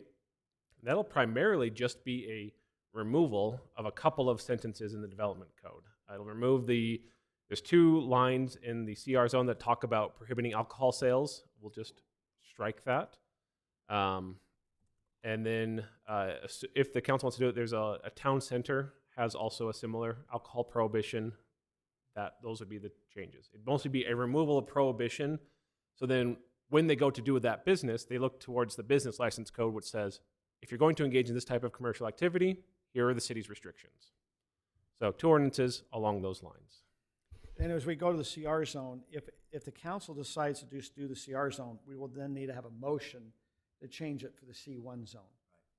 Correct. And I sense, to be honest, you're going to have both motions there, because I'm not sure there's a definitive decision on all commercial versus CR. I can see that it's going to be a close vote on that one. Just Rob, can I ask you one question? Just a yes, no. But I only want yes or no. So I know so if the Thai place came in tomorrow and wanted to sell alcohol, would that license be approved? Yes or no? That's all. It's just a yes or no. It's It's not easy. though. It's just Yes, yes. it No, is. it's a, no, I because just, we still prohibit beer. If they came in asking to sell okay. liquor, Okay. yes. So Oh, if they, so that I think is one of the problems that we've run into this whole time. So if they came in, they would be allowed to sell liquor, but not beer. yes. Now they never have before, but they would be allowed to if they came in tomorrow. If that request came to staff, we would say yes. Assuming they Oh. met all state requirements. now Yes. we can stop it if we then passed a motion after and said now it's illegal. You can. You'd have to Not do a once motion. they apply for it, and once they receive their license, we're not gonna take it away. We could pass an ordinance. They might have damages. They could look to the So city. I'm just pointing out that it is only sold in the country club right now, but it could be according to current code here, which is why I think we need to clarify what it is. Yeah. Fix this. And it's not actually code that we've passed. That's right. It's based on state code. So it was what was not prohibited was permitted. So And it this- wasn't until this your item discussion number that we 2 really is- understood It's that. a really important one. Either we're going to do it in all commercial zones or we're limited to CR. And if it is just CR, we need to pass an ordinance to change it for all the other zones. And frankly, to be fair to them, the only notice we gave for changes to the land use ordinances was specific to the CR zone. We have Right. not done a hearing on changing the zoning code for anyone else, which Well, we have 30 days. We can put that. we notice. absolutely can. So do we need to have council? The question is, if all we're doing is removing the prohibition, that, because the way the city's code is written, it's easier to remove the prohibition because it's all kind of written in the business code. We don't have to go into most of the zoning code for that. If you want to add a restriction, we can actually just put it on an agenda and get the planning commission to recommend it. Because we haven't looked at adding new code or restrictions to the C1, Town Center, any of the PD zones that we have. The Sky Estates has a commercial pad. Ridgeview has one. 10700 has one. There's a PL zone won't allow it. Restaurants aren't allowed in there. So those type of things. No, they don't. So I'm targeting all the ones. If we're going to add new prohibitions to them, there's a notice process we're supposed to follow, and we haven't ever gotten direction to engage in it, which is part of this question. So we can put that notice out and have it be going forward. That's why we're asking for the council to give us direction. But we also would need to go to planning commission because they only considered the CR zone. Yes, but we have a potential other meeting, so we Okay. could absolutely get this But- done in time. But actually, the planning commission voted against alcohol sales in the CR zone. They did. So anything with the CR zone, you're free to do whatever you want. That has been essentially, That's been, they've opened the box for that one, so the council can tweak that code any direction. It's the other zones we're required by state law to give them notice if we're going to change anything that So restricts what they can do. It could be easier just to stay with the CR zone versus all citywide. But with the recognition, though, to that point that Brittany brought up, by removing the restriction, you are de facto allowing it. And so if the council wants to restrict that, we want to start that process right now as well. Okay, so we're trying to council- do what the council wants. So council, what would we like to, so this CR zone and all commercial, what, I sense that we've heard, from, I assume, has anyone changed from what they kind of gave as input? Has anyone changed their opinion on the CR and all commercial? So Brittany, I think you were all commercial, correct? Correct. Clarifying, I'm saying we should be consistent across the city. Okay. And then Kim, I think you said all commercial, and I think we heard from Doug all commercial. I'm just saying that's kind of what we were hearing. Yeah, Or on the CR zone. Unless there's a That's vote. what, the advertisements went out of CR zone. And that will be up to the council. I mean, any council member can change We their ought to be able to decision. have a discussion and public input onto that.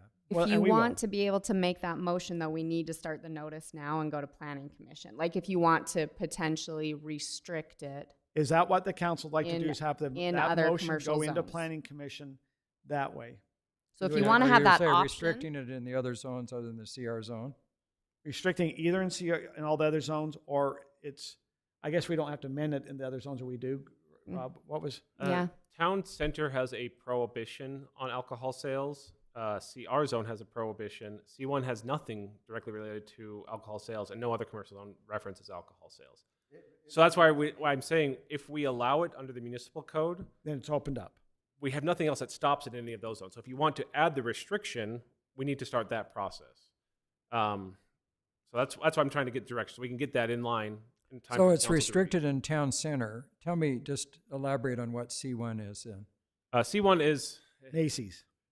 That Yes. shopping center, Macy's. Town center is Myers yes. and Burt Brothers and all Reds and Arctic Circle but So then C1 is there, town center is there, and CR is across the street. and PO is we haven't had anyone build on a commercial. PO restaurants aren't an allowed use because it But we doesn't. probably ought to pass it there just in case we ever did. The question that. is, yeah, we would, if you want to restrict it everywhere else, we would just probably hit every commercial zone that the city has and add it into, Other than the CR zone. other than the CR zone. What about PDs, Rob? That have commercial components? What is 10700? It's its own PD. PD. And we better PD. make sure Same with Ridgeview. you're gonna have to cover those two, and somehow. And again, it's the same thing as if we lift the restriction in the municipal code, they will but de facto be allowed to do it. We'd have to add the restriction in for them. Let me give you a hypothetical, Rob. What if the municipal code, instead of lifting the restriction, what if it says alcohol is prohibited unless otherwise specified, and then you just amend CR zone to say it's allowed? Ooh, that's actually a decent option. Do we have to do the same noticing that you're describing?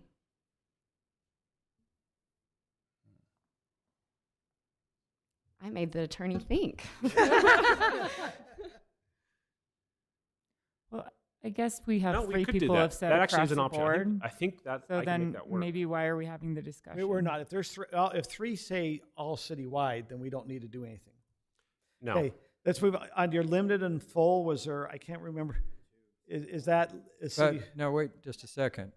I think this is input from the council, but we're not having an official vote. No, we are not. So basically, I think the option still needs to sit there. Okay. Yeah. You need to have both options. You're correct. Because we're not 30 voting. days out. Yeah. The 16th is when we're anticipating voting on this. We're more than We're 30 just days putting out. input now. And the same, yeah. Anyway, Rob, do you have your input? So I heard that limited. I think I heard limited versus full is actually really easy to just write both, and you strike the one you don't like. Okay. So I'll just probably write it as I think there's a majority more towards full, but it'll say limited and full service restaurants, and then if you council decides differently, we'll just pull whatever one out. And then additional regulations. I heard some type of limit and also a request for additional information to see how that might look. So I'll definitely write up a couple of options and then give some information based on state law where alcohol could even be served based on the existing restrictions. And on the last question, everyone was unanimous, make that restricted. So Any other questions you have on the alcohol issue? I do not. Any council, anything you need to give as input to help with Rob that he's not heard? Seeing none, we'll now move on to item number 7B, development code change. That's also you, Rob. Yes, it is. Right. That one's also me. This is an update on the big code overhaul that staff, and by staff I mean mostly me, lost a week in the schedule we thought we had. We thought we had an additional week to write everything, and we realized based on the timing that Planning Commission meets next week to make a recommendation on this. We're trying to schedule another meeting for them because we would like a little extra time to get everything put together and reviewed by staff. So we might adjust the recommendation from Planning Commission to get it either December 19th, maybe January 2nd, though that's January 2nd is really awful for Well, people. when you're saying January, you might hold a planning commission on Hold a January Planning Commission meeting on all of these code changes. This is the change from how we're going to process subdivisions and all of that. This plan is still coming to council on the 16th, so you will have a final draft then because we have to have it adopted by February 1st. So this is kind of an update. 16th could be a big meeting. It's So going to be a very this big is the new changes that the state legislature has mandated. mandated.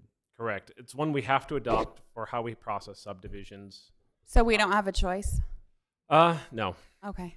You have discretion do- within here's what you have to do. We can't choose A anymore, but on B, we can choose B1, B2, or B3. And that's what we're talking about next. So we got some direction from council. We took this to planning commission last week. Everyone seemed to like the suggestion, I think it was from Councilmember Smith, of adding planning commission members to that final plat review. Everyone was fully on board with that. So the new board that will approve final plats will be a 5-person board made up of 3 staff members, Jay, me, Andy, and then 2 planning commission members. Our plan, you had talked to me about having the chair. When they talked about it, they just thought, just say 2 planning commission members, and we can find whoever's available, because we plan to hold these on a weekly basis and have quick Zoom calls on Thursdays afternoon. So whoever is available, and with the idea that ideally we have 2 planning commission members who are part of the preliminary plat, get first pick to join into that, so there's that continuity between approvals. But that terminology is going to have to be ideally, not absolute, or you'll be tying your own hands. Correct. So we're going to leave it vague in the code that we have 2, and in practice we're going to try to ask for 2 who were part of the preliminary plat with the Right, which notion. is ideal, but you Sometimes we'll have can't to make pick it whoever's mandatory available. So, Rob, I'm just going to ask a question. Yes. Is there anything in state code that prohibits the mayor, if he so chooses, to appoint a city council member to the planning commission? Yes. So, yes and no. The mayor could appoint a council member to the planning commission. As long as there's not 3, because it then becomes city council. Correct. And in fact, our current code says that a council member is supposed to serve as an ex officio, maybe a non-voting member of the planning commission. However, the new state law says no city council member may serve as the approval body for either a preliminary plat or final plat. So it's written as, if you are a city council member, so that's any of you plus mayor, you cannot review a plat. So yes, you could be on planning commission, you could not approve a plat. So it kind of takes care of that one, as I see it. They were very, very specific in trying to keep the council out of it. I don't necessarily agree with that. That's because they don't want elected people to be involved in it. That is exactly what they are trying to do. I don't necessarily I agree know. with it, but that is exactly the intent, and that's how they've written it. They've really tried to cover their bases to say it doesn't matter if it's a council or a council member, you're not part of the approval process. It's a good attempt, though.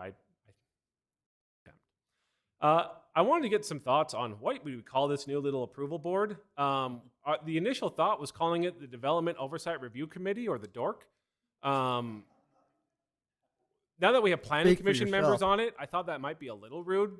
While it was just staff, I was fine with it. I thought of maybe the Development Administration Board, and what state law calls it is the Administrative Land Use Authority. That's a mouthful, though. So if you have any thoughts what we should call this new little 5-person board, please let us know. Dork. We can leave it as DORC. What, is everyone okay with the name Dork? I mean, it is, we're going to be joking with saying, hey, are you on Dork? But it's also know what it is. Everyone nods. We can think As Jay. long as we I will don't be a say, "Are standing you a member on the dork?" dork. Are you a dork? Are you a member of Dork? Yes. Well, then DORC it is. Just to outline how this approval process works, once we go through that preliminary plat stage, when it comes to that final, the DORC, we have every Monday, staff has a DRC, Development Review Committee, where we review all pending projects. The thought is on that Monday, if the plat is ready for approval, we say, great, move ahead with it. Tuesday and Wednesday, we prepare any reports, prepare the notice, and then on Thursday, we approve it. Sometimes developers get really upset. They say, I want to be on the next meeting. They always get really antsy about making a deadline. Now we can say, look, it meets every week. There's not a rush. We'll get it approved in time. So does the mayor still sign the plats? Yes, you will still sign the Interesting. So plats. we have no say, but they want us to put our name to it. Unless you'd like us to write it so you don't sign the plat. Do what? We could, right now, our plat approval process has a spot for the legislative body approval. We're going to be changing that because the legislative body is no longer approving this. It'll be something along the lines of city approval. Because we used to have a block for, currently we have a block for planning commission approval and Mayor. legislative approval, which was always the mayor signing. We're going to be changing that as part of this, probably just to be, I guess we could still do planning commission, but then have the DORC approval. It could be the mayor, but we were thinking maybe it'd also just be one of the members of the DORC to sign And it. if I was the county, I wouldn't accept that because they don't have the authority to bind the city. And that, I mean, here's your other problem. How did they give the planning commission authority to bind the city? Well, that's I think we need to work with the legislature because The this binding's is wrong. already This taken is place. wrong. Yeah. The binding's already taken The, place. But not the saying the answer to the plat. question is it could be fully wrong. And I mean, please lobby the legislature if you want this changed. Right. But it's because a city is a political subdivision of the state. So ultimately, if the state says Right. something, it's what the city Right. follows. Okay. But So- I still think, and unless there's a reason not to, I think the mayor should be signing off on anything that happens in his city. So, I mean, if the legislature says, oh, the mayor's, I mean, maybe the legislature just needs to dissolve the council since we're such a bother. But I think it's really wrong, not to have elected officials And involved. we'll have some of our elected officials probably, well, we don't have an early, so everyone knows we have no city council on January 2nd. You saw the thing, we're going to have swearing in on the 9th. And then we have our first meeting on the 16th of January. So is there a planning commission meeting on the 2nd? Not currently, but maybe just trying to get this code done. Yeah, you might have to. I realized when I was reviewing the schedule that I had the planning commission meeting 2 weeks earlier, which is why I thought we had extra time. And suddenly it was after Thanksgiving, and we had the planning commission meeting, and then we had to post the notice for this, and Okay. it's a lot. So I don't know if did I have another slide? Oh, I did. So what to expect? In terms of the code, we talked a lot about the code, but in non-code things, we're also doing a lot of work. And Andy and our contractors, our other engineers, are doing a lot of heavy lifting because there's a lot of city standards, our design specifications, how we look at subdivisions that are a bit out of date. So we're trying to do a big overhaul just to get everything really streamlined. So the idea is we want to remove a lot of the questions about how staff should be reviewing and improving these. If this is all coming to us, we want to make sure that council is very good and happy with the standards that we're applying. So that's part of this overhaul. We're going to bring a lot of designs. Our engineering standards are all going to come back for a review and approval for the council so that we have that as up to date as possible when we go to start applying this without council review. Okay. We're also going to include the new active transportation standards that the council adopted. And then there's the code. We have the new approval board, adjustments to planning commission powers and duties, that minor subdivision, we're making it just a lot split only, and then the major subdivision course, process it's a zone changes. change.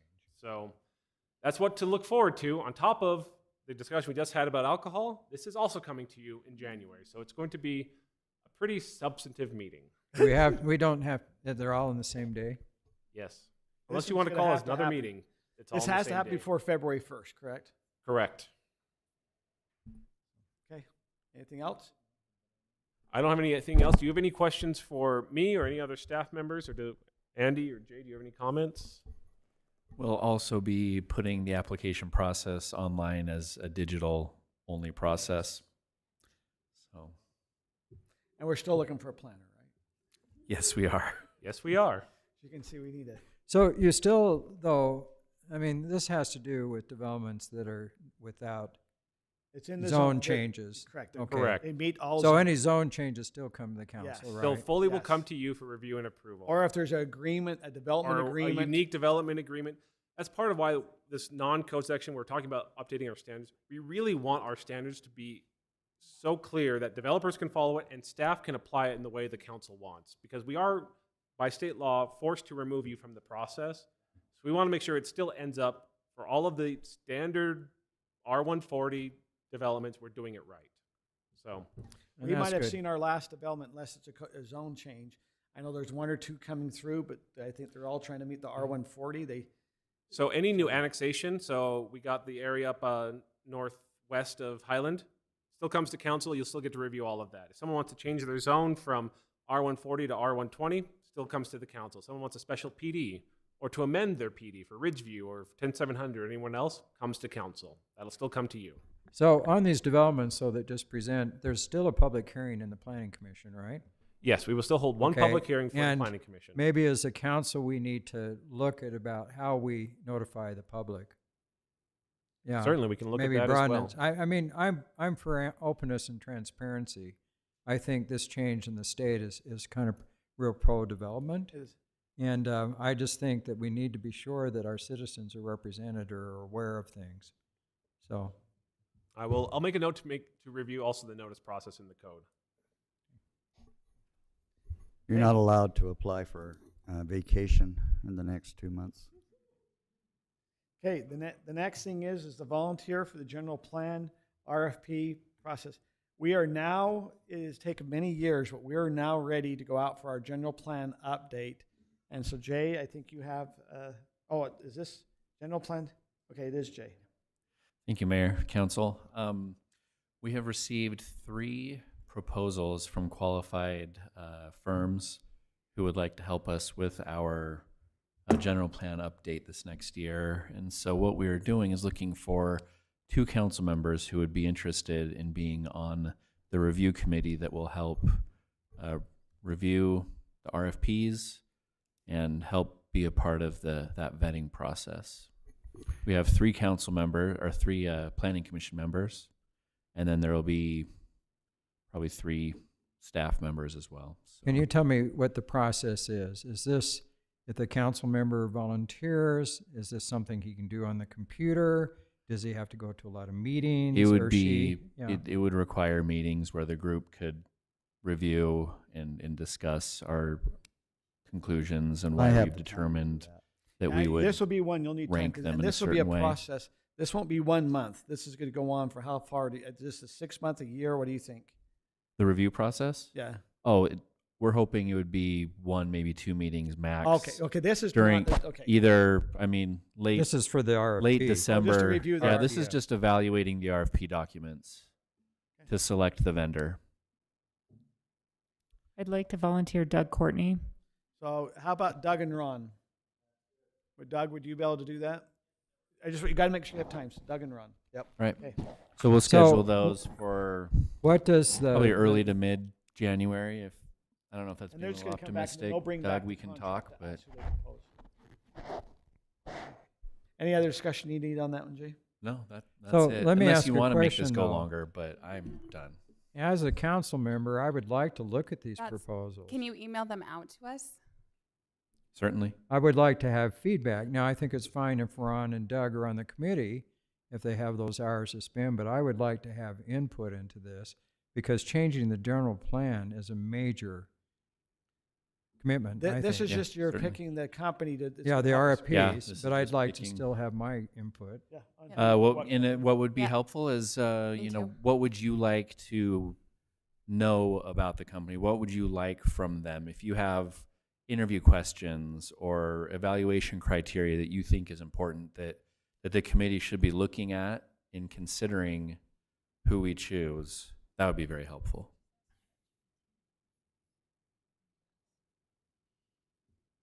I'm sure, most of us are going to say, hey, what cities have you done before? I'd like to know what cities they've done. it in. What similar cities to the Highland, who similar have you done? Because if they say, hey, I've done Salt Lake, that doesn't do us anything because we're not similar. Yeah. And then maybe even a couple of contacts of those cities if they do make it. Yeah, Do we references. require references now? Yes. I think we need to follow up with those references. Yeah. So please email me any thoughts, comments you have. I will send out an email with the RFPs attached. You're welcome to respond to that email with any thoughts, comments, questions. Okay, that's good. Let's move on to number 7D. Rob, this has been coming in the Planning Commission. At the last Planning Commission, they had discussed accessory dwelling units, about them maybe making a proposal to the City Council. But go ahead, Rob, and kind of give us some update. Yes, this is also my item. Planning Commission has been looking at doing, we already allow, as required by state law, internal dwelling units. So you can do a basement, apartment, or over an attached garage. The Planning Commission has been looking at potentially allowing detached accessory dwelling units. So a casita, a guest house, a barn dominium, they come under lots of names, a detached structure that also has a dwelling unit that people can live in permanently. We have a Planning Commission member here who could probably talk about it more specifically, but they've been tossing around an idea, and generally the thought is to limit them in size. So they haven't settled on a number, but around 1,000 square feet or maybe as high as 1,500. It's kind of been in that range, 800 to 1,500. Require impact fees to be paid, require dedicated parking.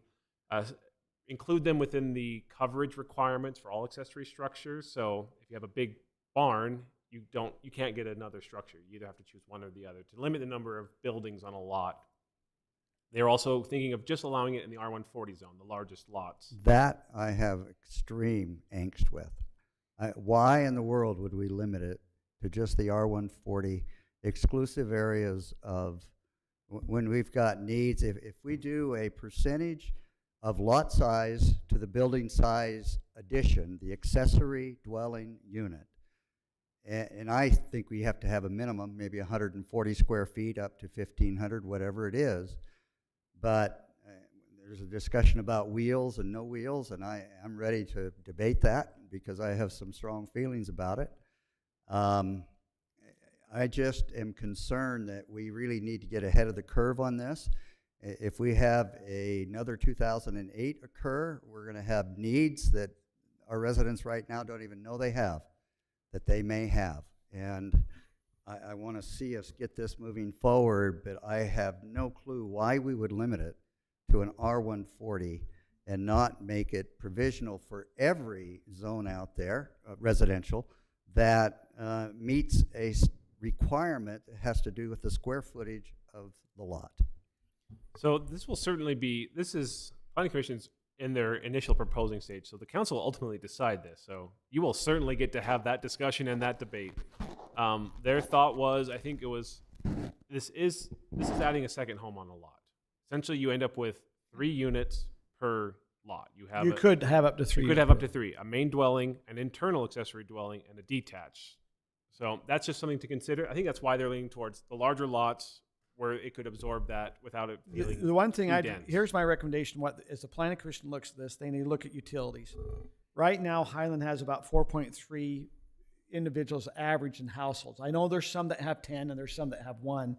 One of the concerns is you add an accessory dwelling is what does that do with your utilities? I know Lehigh City, so that might be another area for them to go look at, has been very concerned about, hey, we've structured our sewer to be this. If you start adding other units, how does that do with our sewer? How does that do with our water?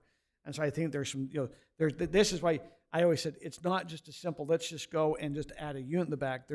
And then I think on the impact fees, I know that there was permits and impact. They need to check the state legislators. There was some legislation that maybe prohibited some impact fees. It prohibits it for all internal. But internal, but we can't external? charge it. So this goes to the point of you could have potentially up to 3 units per lot, one of which has not paid any impact fees because you cannot charge it for an internal dwelling unit. Now that's just a consideration. This is still just the discussion, how much it impacts the city, whether to allow it. The plan is they will finalize a proposal, a draft ordinance with kind of terms, the restrictions they're looking at, and in their next meeting, and then it would come to council in January. So there's a lot of impacts. I mean, when you start talking there on what's the impact, I understand the one home might add it and say, hey, I just added my value. But what did it do to my neighbor's property? But if we handle it as any other building permit, they're going to have a building permit. They're going to have impact fees. They're going to be attaching to the sewer. But we didn't anticipate, like in my subdivision, if we add units, we didn't engineer those extra units when we put the sewer in. That wasn't part of the engineering. We're now adding it as a fill-in to come in. I'm just saying there's bigger questions about infrastructure. And I know Lehigh, that was some of their concerns. That's what I'm saying. I understand that. Sure. I just want to do my input here. I am not comfortable looking at this right now until after the legislative session. I know one of the big pushes, especially with the press conference today, was adding 35,000 new first-time homes within the next 5 years to the state of Utah, and that's going to be the main focus of this legislative session. The OCT, the governor, and the legislator are all working to make that their big push this year. And so I just want to see what happens this legislative session and how it affects us as local governments and as cities. So Kim, what are you hearing? What do you think what's some of their thoughts? Well, there's stuff I know, which I can't tell to you, but I know the thoughts are today.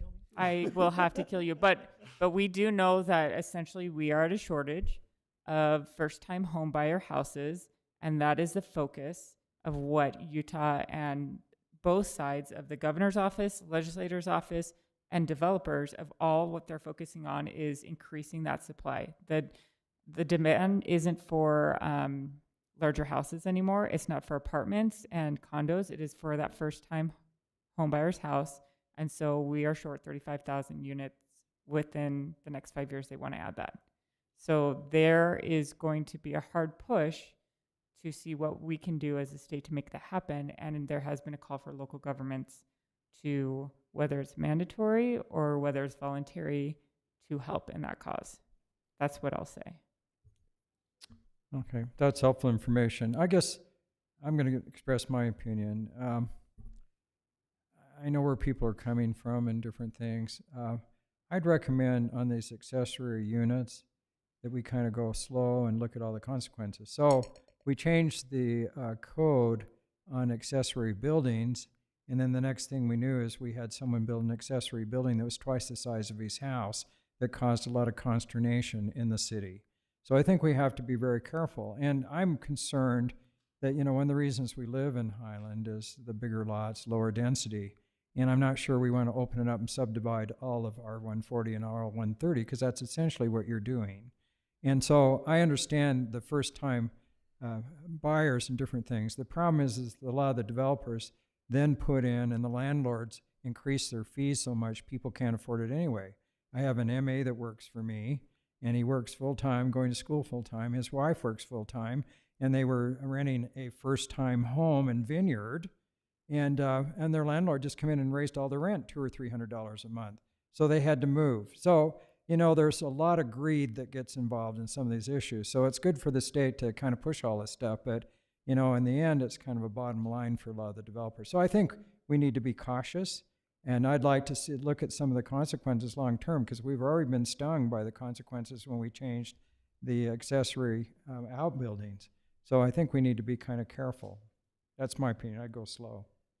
I will also like to highlight from the city's general plan, we adopted that moderate income housing. One of the strategies and goals we adopted was to evaluate the need for detached structures. We set up a timeline which was going to continue into, I believe, 2025 or 2026 to evaluate that. And one of the first steps was to do a survey With to the residents regarding whether they even geez. wanted this. Right. So that's just a consideration. We talked about that, but the Planning Commission has been advancing it as they are able to do. So we will certainly take your feedback back to them so that they are informed as to how the council is feeling. And I don't know that the council is unified in how they're feeling, which is it's great. It's what your prerogative is. The Planning Commission, sorry. No, go ahead. The Planning Commission is interested in bringing this to the council in January. Is that too soon for you guys? Too soon. Listen, January 16th, we have so much on the agenda. This going to be what they can bring it. It will be continued probably about as fast as it hits the agenda, just because this needs to Too take much. some time. And I think the 16th is going to have a little too much for us to digest. That's just what I'm sensing. That this is not something we have a time that has to happen right now. I'm just, you know, the 16th has a lot on it. Yep. You even want them to, I mean, they'll do, you know, it's the planning commission. They are independent from you and will make a different decision. Would you recommend them even making a recommendation now or waiting? Do they even consider it in December, or would you recommend? I think they ought to wait a month or two. I think Kim's suggestion that they wait till we get through the legislative session might make sense. And that's just till the end of March. I mean, we're only talking about a delay of 3 months. You know, and I think there's a desire, and I think it's council and city council, planning commission, of what do we do to help our seniors, you know, and to think that it's, you know, I understand the casitas agree. You know, also we think where seniors are going to jump in there, where we think a senior, you know, that's one thing. I think, you know, as Kim brings up, hey, where's our beginning homes? There's, unfortunately, when we did Ridgeview, it was done by the state, and I know that the money went to the Developmental Center, but the state could have went and really brought some house prices down there if they wanted to, because they own the ground. But that developer is getting, you know, they have some of the highest priced homes in the valley still there. I'm just going, you know, they can say all they want. You know, we did 679 units to try to help there. 89. 689, and it didn't do anything. I'm just They saying. didn't do anything. They charged $3,000 a month for the townhomes. And that's so Kim, that's the problem. I think, you know, when we go back, sounds good, but they need to understand. We try to do it, and it just is coming in so expensive. Yeah, so there's other aspects of that whole concept and plan that takes into account those things, and I can talk to you more about it. Just, shared equity plan, interest rates, a lot of great things that. Yeah, the are first time home tackling it buyer, with I developers. actually got the first time home buyer loan when I very first bought a home in, what was it, 88, and it helped with the interest rates. I know they were already doing that. There's some things. Has like that been successful? Yes. Yeah, there was something in the Desert News about that, I believe. There's also something there about the trust where you own the home, but you don't own the property. So there's a lot of creative things going into this. And I agree with Kim that we wait and see what impact that's going to have. So coming back to Aaron, what you asked the question, it sounded like the council would probably give the recommendation to Plan Commission to put a little pause until we get through legislative to see what they might put out there. Because it sounds like Kim is aware that there might be some legislative things. And it's not new. This is something I think that's been coming for years from the legislative, trying to address how do we get that first-time home buyer to be able to afford a home. And they're going to mandate that we do something, so we might as well wait and do whatever we do as part of whatever mandate they give us, rather than have them tell us to do something else on top of it. Is that giving some direction for the Planning Commission? And don't have to take it. They're an independent body. They can move forward with it how they'd like. Yes, that's great feedback. Thank you. And we have our last item here on there is the PO zone design standards. And I believe that is you also, Rob. That is still me. I'm sorry for talking so much. Oh, no, we got two more items after We this. have a few more items. I was being a little hopeful there, Mayor. So this is our professional office zone, PO zone. It's in two places in the city. One is up Highland Boulevard, the Patterson property that you all are probably fairly familiar with. We also have a small little parcel on the east side of the city near the high school at Wild Rose. There's a little, see that little brown speck? Oh, in there? yes. Yes, I That's know. also a PO zone. So PO is professional office. It's not retail. It's designed for attorneys, if they ever, you don't want more attorneys in your city, doctors, medical professionals, Insurance. Beneficial people of that nature. Not for retail. The question we have kind of two things spurring this. So there's a pending application to the Planning Commission regarding a portion of that PO zone there. And we've got some inquiries regarding both of these other areas, the Wild Rose one and kind of on the north side of that. The PO zone is written very strangely. So when it got adopted, there's a big negotiation with Patterson about how it went in. And part of that, if you go to the next slide, they adopted this site plan. So that's Highland Boulevard. You see that road curving there? You'll notice this site plan does not cover all of the PO zone. In fact, it covers about half of it. And then they adopted very specific exhibits, and this is in the city's code. It says, reference this exhibit. And the next page, you'll see it says, and when you build a building, you have to build it, and they have very specific buildings, 1 through 5, and it has a drawing of it, and it talks about the materials and things. Again, this only covers about half of the PO zone on Highland Boulevard. It doesn't address anything on Wild Rose.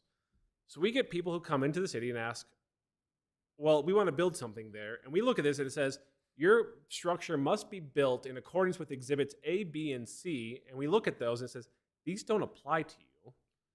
And then we have Patterson right now is trying to build something. They don't want to build the exact home. That text amendment's coming through. So what the PO zone also has, so it has these very specific things. Let's go to the next slide.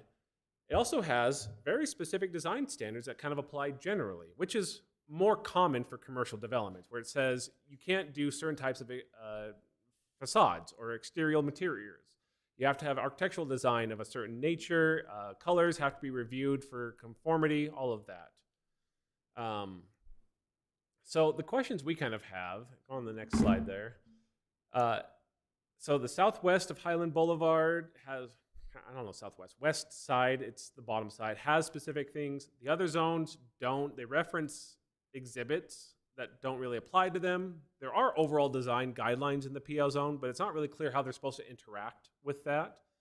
Patterson Development is proposing an amendment to the PO zone because they have one of those buildings that has that picture that says build this, and they don't really want to build this for a number of reasons, economic, feasibility.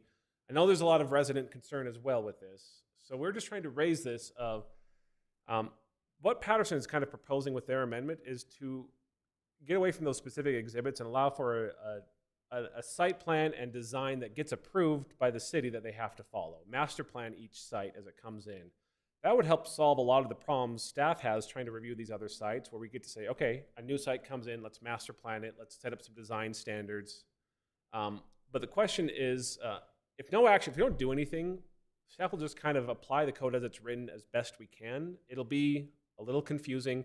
And frankly, we're probably going to end up with some buildings that residents will not like because the design guidelines aren't as specific. That's it. The only question is, do you want us, you're going to hear Patterson's amendment at some point, but do you want staff to take any initiative in trying to address the PO zone, help fix the design standards? This isn't an immediate rush, it's just we keep having inquiries and we're not quite sure how to handle them. I do know that several residents are over there by that PO zone. They would want to know what design, we keep getting residents saying, hey, you're proposing this, but this is the design standard. When they put the warehouses in, this was not fitting in, it was outside that, and there was a big to-do with those residents about this design. Our thought was we could make some kind of approval process to approve the design of things rather than trying to say this exact exhibit. And because this isn't a subdivision type thing, we could still have it come to council for review and approval and involve you in that review and have general guidelines that you get to actually say this design and involve the residents. It's not quite spelled out in the current zoning. And I know Patterson at one time talked about even putting assisted living over here, but I don't know if that's a permitted use in the PO because it's not office and it's having people stay overnight. Off the top of my head. So this is an area. By the way, I think, is there another PO zone where the doctor right next to Quick Quack, is that PO there, that zone right there? Dr. Sunwell. Well, the one No. that has the one that has the view. That's a list? little sliver Oh, of yeah. C1. No, because they couldn't have hair salon. No, that's The Bliss. It's another commercial. It's a weird commercial zone that we have. Hold on. No, It's very small. That is the They could have alcohol while they're getting professional office. No, utility. Hold on. Okay. Anyway, on the PO zone council, do you want them to look to try to come up with some design Residential standards? professional. Yes. That's the residential Yes. professional zone. Yes. Sorry, that was a yes on wanting to bring it to you. No. Why don't Sorry, you I was adopt off. some specific exhibits, design, and bring them to us? Kind of say, Would it hey, come this is here what or we're go to thinking planning about. commission first? They're Yeah. already before the planning commission. The planning commission actually had some good sessions where they brought some designs and say, what do you like? And the planning commission said, not any of that stuff. Maybe some of this. Come back with a further design. We had a conversation with Patterson today, actually, and they came back with something. We're like, we're not sure if this works. We also have to amend the text, and I just realized I need to deal with this for a different person who wants to develop in that area. Maybe we can just mesh them into a Which solution. Patterson are you dealing with? Are you dealing with Worrell? Earl?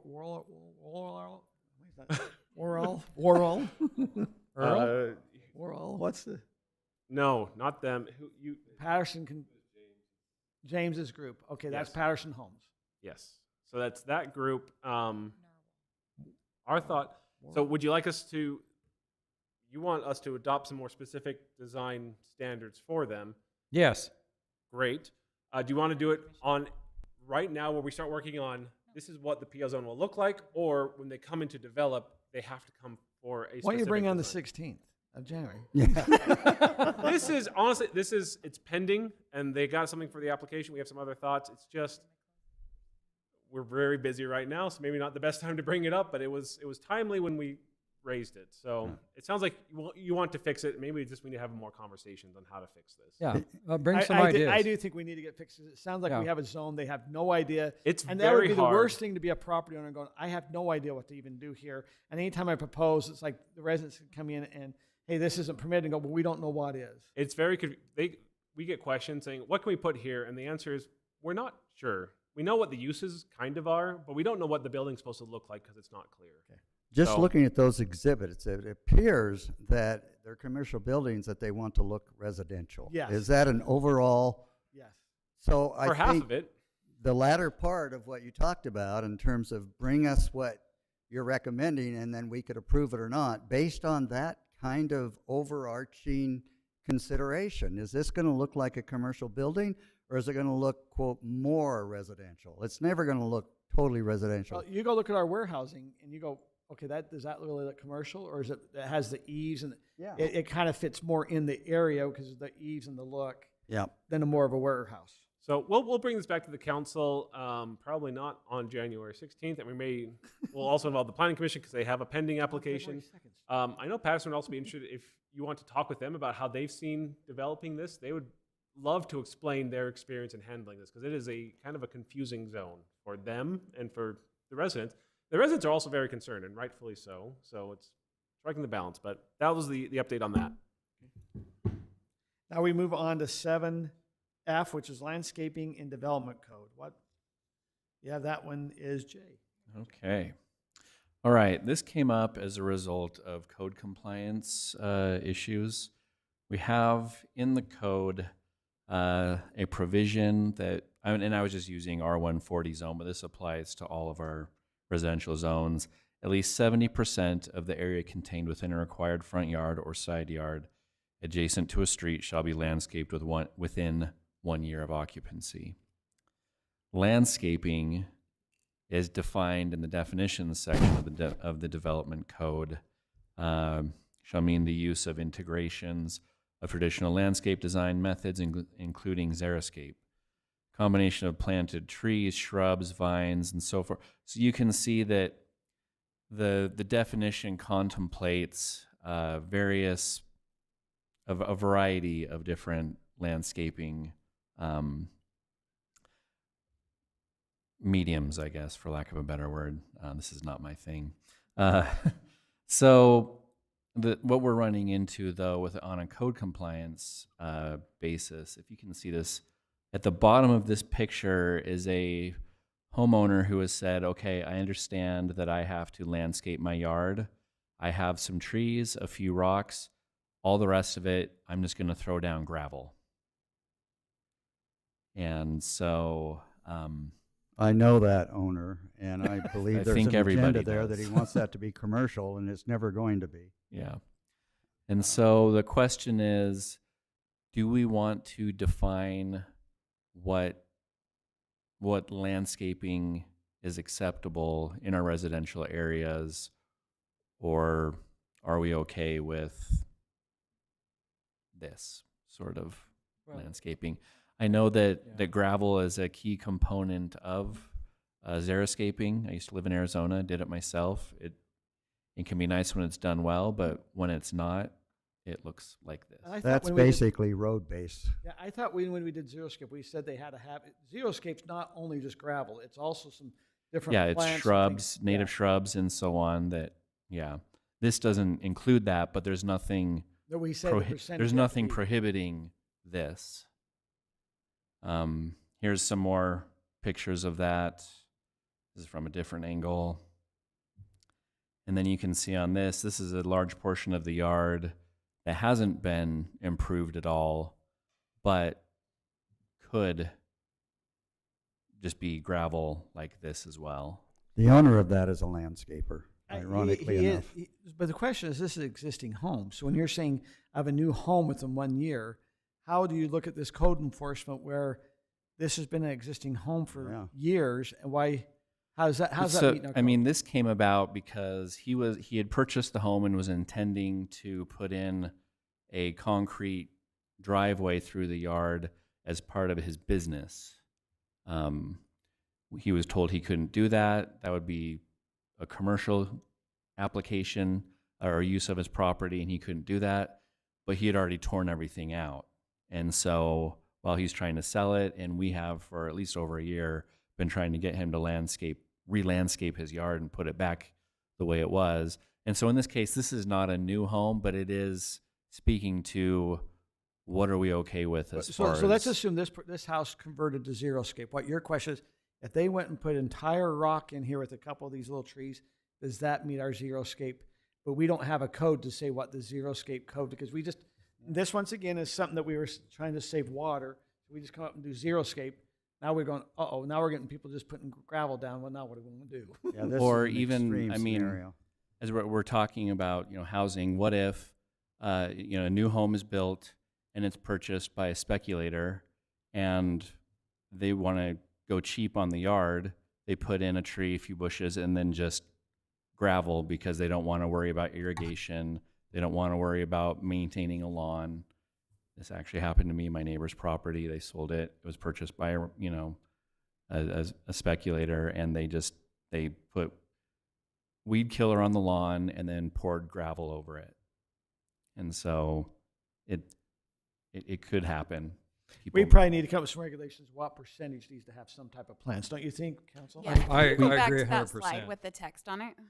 we don't, so right now we don't have any way to tell people if they did something like that we have nothing to point at really to say you're in violation of this. So you said they have to landscape within a year of purchasing. What if they do like a home improvement project, right? Like if this guy's like, I'm fixing it up, is there a time limit that they have to fix it up?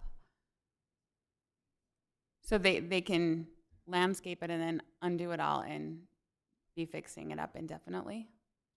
We have some nuisance rules about weeds and fire hazards type things. If it gets to that level, we would require it to be cleaned up, but otherwise, no. They could put in a beautiful, grass lawn, and then it dies 6 months later, and they've technically met it as long as they kept their weeds down. Is this the current code right now? Yeah, this is so that section here says it has Well, to be the Hadfield landscaped, and this is the property- definition of landscaping. The Hadfield property does not meet the requirement that aesthetically pleasing arrangement. Yeah. should be And what implemented. we're talking about is I if think there we a have an argument percentage that we want to have a percentage of trees and shrubs. We don't necessarily need to encourage people to plant grass when we're trying to conserve No. water, but there should be, I think, something that staff can use. Because it's as a- all in the eye of the beholder what's aesthetically appealing. Some can say I've got this colored rocks and I think it's gorgeous. Sure. But this is the objective. That's why we probably need to come up. What you're So- asking, I think we need to say certain percentage. Maybe saying, okay, every 100 feet you need to have so many plants. I think that's what you're looking for. Yeah, instead of just The CUP came a year or two ago, and they showed their concept of xeriscaping. And one of the things they emphasized is we are not Las Vegas, we are not Arizona.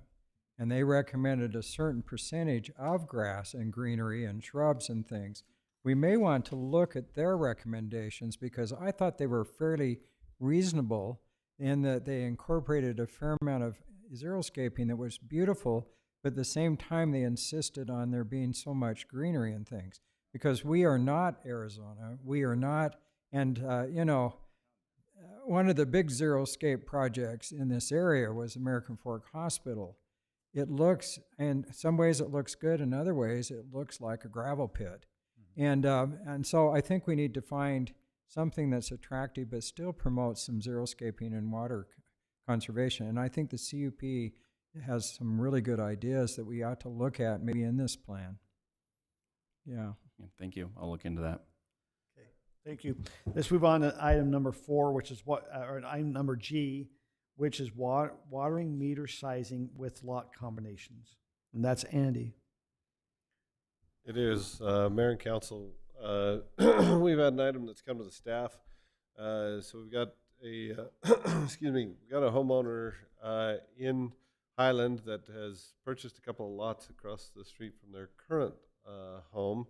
And the parcels that we're talking about specifically are shown here. What they're proposing to do is a lot combination. And so they purchased two lots and they're going to combine it into one lot. Can you go to the next slide? So what they're proposing to do is create one lot from two.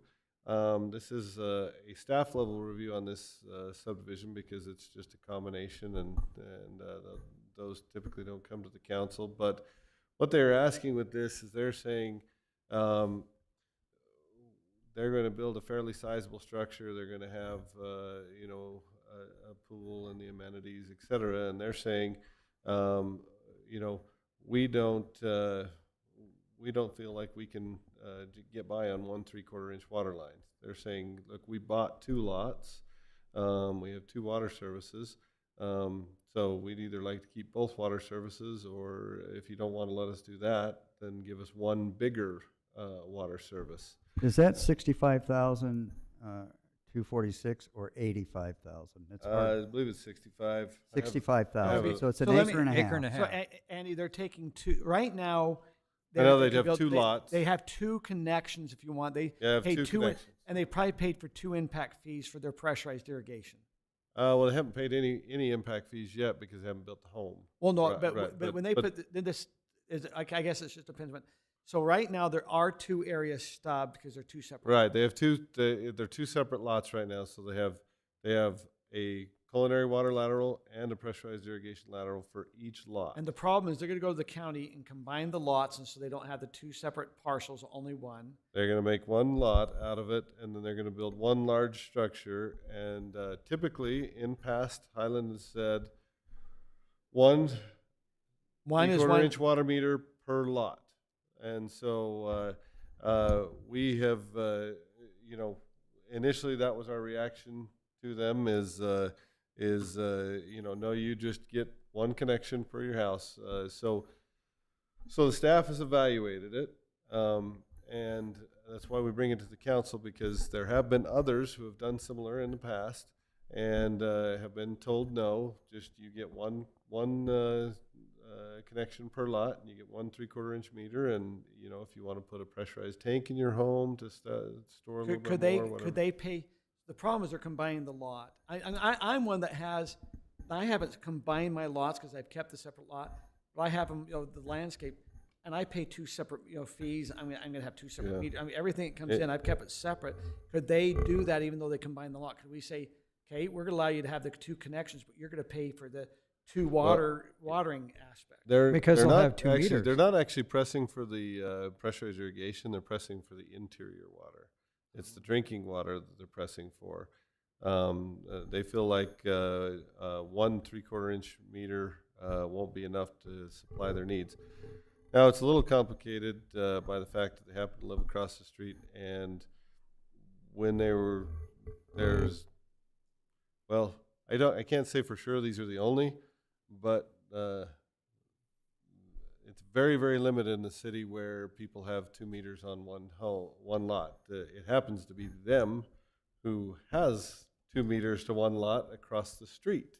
Do they pay for 2 different water meters? Yeah, they pay 2 water bills. So why would we care if they pay 2 water bills? Because we're capturing. Well, in this case, And this is culinary water. Yeah. in this case, let me tell you the staff's thoughts, and then you give me your thoughts. So our thought is, okay, we can see their point of, hey, we actually purchased the rights to 2 meters, right? We bought 2 lots. We purchased the rights to 2 meters, but we don't like the idea of having 2 meters to supply one home, especially on a corner lot, because we don't want to try and turn off the water to the home. And if it's connected through the home, say that 6120 West, the water's still on there, but the meter that comes from 10760, it's turned off there, because typically at all of our intersections we have water valves, and we're able to isolate water.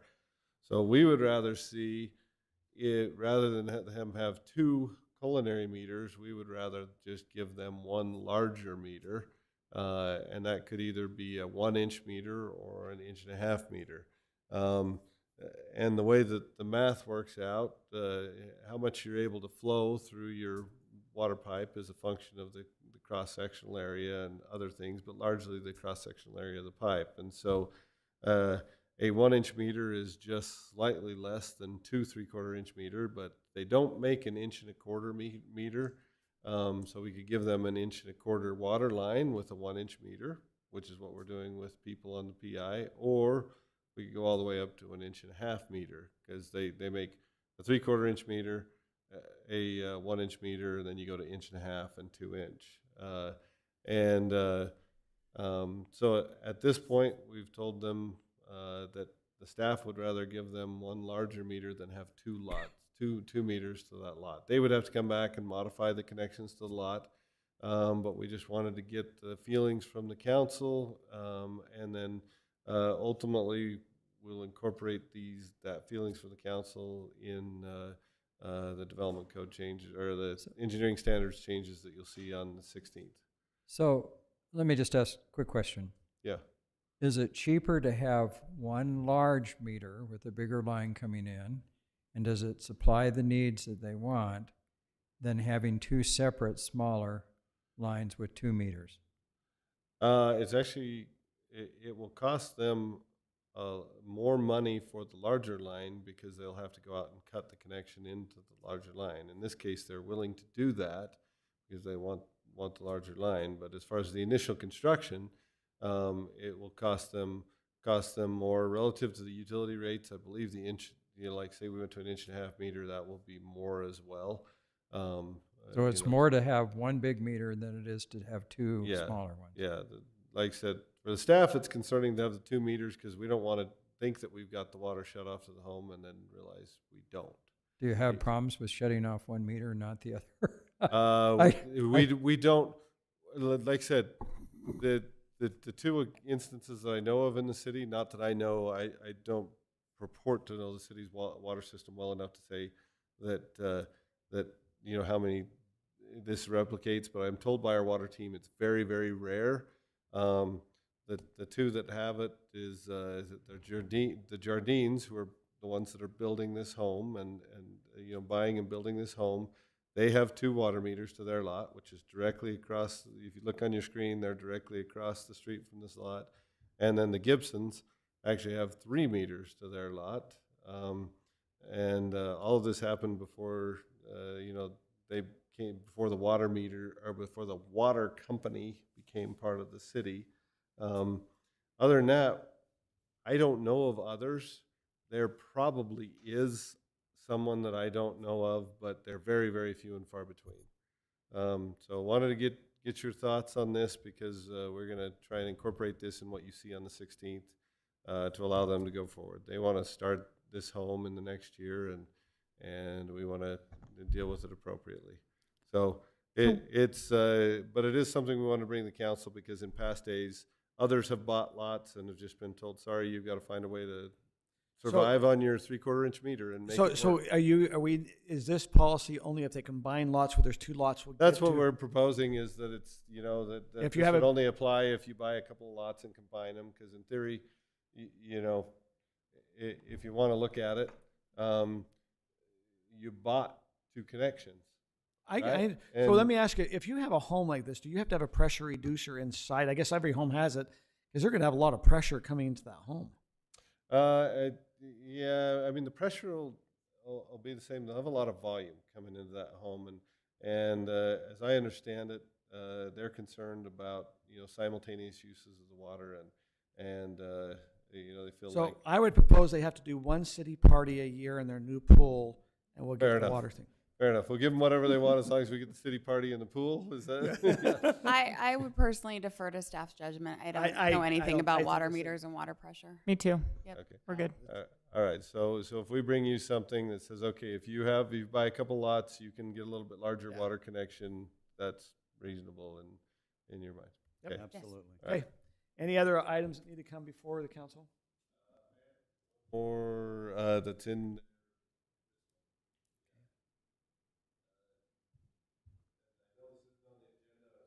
To sneak it in and have a quick discussion with the council, if that would be acceptable, Mayor. Let's go ahead. I know we talked a little bit about this. Yeah, so everybody will know when you went out to the grand opening of the park, the little sign that goes between the rocks, well, it's not a little sign, it's a big sign, but the sign that goes between the rocks is not yet installed. We haven't picked a name for the park, and that's why the sign wasn't installed. We've kind of found a solution with the manufacturer of the sign whereby we could put the archway up and just put kind of a blank, but not actually put the stainless outline, because the way this was going to work is that the letters of the name of the park will be cut out of some stainless steel plates, and so you'll see kind of through those stainless steel plates, and then you'll see the brown background. So we can do one of 2 things, and I know that the council has been hoping for a donation for the naming rights of the park. So number 1, we can just put up the archway and put it up blank and have it say nothing and just be the interior brown part and wait to install the nameplates for a few months. Or we can put it up as Mountain Ridge Park, and then if someone does donate, we can make new nameplates and affix them to the sign. Right now, if you go out there right now, there's garbage bags, essentially, or a tarp over the top of those rocks trying to hold the water out of the holes that were cored to put the sign into it. And that's probably not going to be sustainable for the winter. So we're kind of anxious on the staff side to go forward in one way or another and mount at least the apparatus so that we fill those holes and so we don't have damage to the rocks. But wanted to get the feeling from the council if you had a sense of how you'd like us to move forward, because some people might say to you, well, what's that big brown archway for? And other people might say, if you happen to put the name on the park, well, I'd still like to consider those naming rights. And so want to get a little bit of feedback from the council of how you'd like us to move forward there, because it's one item that we've been deliberately delaying our implementation, but feels like we better get something done there. So Andy, can we put the arch up, leave it blank, and then say, have just a sign that staff makes saying, name the park, donate? To me, Right there. I'm glad you asked in that the park, question. or, yeah, we can do something like that. I really like legitimately, that. yeah. We could That's put a a little sign, sign and you up can of have the some QR sort. code. It's a good promotion. Yeah. Yeah. I mean, Your it name brings here. to light the fact that there's no name. And how would you like to have your name there? Link Park, donate. Give us some money, and we can make that happen. Actually, I it's think- quite creative. It's probably a better way to get the word out than anything. We could put some type of element there. I'm sure we could come up with something. Absolutely. That's what I say. Okay, well, Got your direction? well, yeah, we got the direction. We'll figure out how we're going to put the your name here on there. And Do you want it to say your and, name? I don't know if we want it to say your name. well, Well, not my name. No, not that sign that just says your name. well, Are you trying to You can if you Y-O-U-R want. N-A-M-E? I- Are you want it to say your name, or do you want this? to be blank? it was my way of referring to it. It's just Yeah. as some type of naming rights available. Name the park. rights available. Naming rights available. There will be a time we're Sorry. gonna have to name this park. Name the park. We'll bid it Name the out. park. QR code. And Mayor, I just want to bring up one thing. I mentioned it briefly, but the North Point Transfer Special District is moving towards becoming an interlocal agreement, which will be even different than what the TSSD is doing. And the cities actually will have quite a bit more power. So we're in the process of just kind of firming up the language. Probably we'll pass it in our January meeting. Then we'll bring it to all the cities, because the cities will have to vote on it. So the feeling is one, it'll be a change. What it does do is when you convert from a special district to a interlocal agreement, you lose the ability to tax. So we've had that ability to tax, but there's never been any desire to do I it. was wondering if it was going the other way. They're No. going to, is they want to build No, a tax. the only thing they'd be interested in is bonding, but not taxing. And the cities will have more say because the county will be out of it. So, right now I sit across the table from one of the county commissioners, and they won't be involved in the future if that's the way it goes. So that's just to let you, just heads up. Sounds good. Okay, you have right before you, it's called Save the Date Council Retreat. Wanted to get some feedback. One of the thoughts is sometimes we've had a work session where we've went in and had priorities and things. The thought is to kind of get away and actually have a retreat out of town, and it would only be during the day. Does that make sense? And so if it works, now when does legislature starts, Kim? I see you kind of, So we got January Last week of 16th, January. isn't it? day after 16th. I think it's the 16th, that So it's Tuesday the or day after. Monday. Yeah. so we have looked at possibly doing January 11th. These are Thursdays. Is this something the council would like to entertain where we go, focus, we do some goal setting, some budget, all the different things you could do. We'll probably do a team building, budget setting. We'll probably go to a nice restaurant. When I say nice, it's going to be a Mexican or something. It's not going to be expensive. Might go to Olive Garden and get their Kim, you didn't smile on that one. I would like breadsticks. Oh, you like the breadstick. So, I mean, but this is kind of where we can go and really kind of build a focus, and we're going to be there for several hours to focus on it. Is this, or would you rather just to do a one evening aspect? All day, we're going to be able to focus and get a lot done. If it's just a couple hours, it's like what we've done in the past. What's the feedback? We could do it on the January 11th, January 18th. Give us. I would probably not do it after the big council meeting we have on the 16th. Okay. I'm just out of town on the 11th. I'm sorry, say it again. I'm out of town on the 11th. Would you be available on the 18th, Kim? Yes, 18th I would be available. I would rather do one long day rather than a bunch of evenings. Okay. I'll go one. Could we go up to your cabin? That is one option we have talked about. It's heading up to the. Well, we can do that. I mean, if we head up in the morning, we can be there all day and come back. We'd have to get out before dark. I kind of like that. And then would you cater it? No. Have you ever had hot dogs, mashed potatoes, and cheese before? Well, you're going to have a treat if you come. What do you, if that's fine, we can look at that that would be good. Just so you'll be getting some emails from me about this, but just kind of prepare your mind. So like Mayor said, those of you who have been involved, this is our big kickoff meeting for the year, and it'll be talking through budget priorities, getting your feedback on what you would like to see in the budget, as well as like some ancillary topics that feed into the budget as well. So it'll be a long day, but I think a really good day for all of us. It'll be fun. So. Okay, you have this final. This is just this is our final. You want to go to the next slide, Brooklyn? John, guess who's there? So this is also the final city council meeting for John. I know you've only been here a short period of time, John, but we appreciate you being willing to put your name out there, to be able to spend the time to come and go through the coin flips. Yeah. You know, but we wanted to tell you thank you for your service here at the council. I'm sure we'll see you throughout the many other things here at the city. We hope you stay engaged, but we do thank you for your time and effort. And like I said, it's been a kind of a crazy 3 or 4 months going on, but appreciate you. You also, the elections, like I said, you've kind of went through probably one of the most turmoil times in the city that it's been very. It was a good crash course. Yeah, it's a crash. Right. And I appreciate. And you did well in the write-in.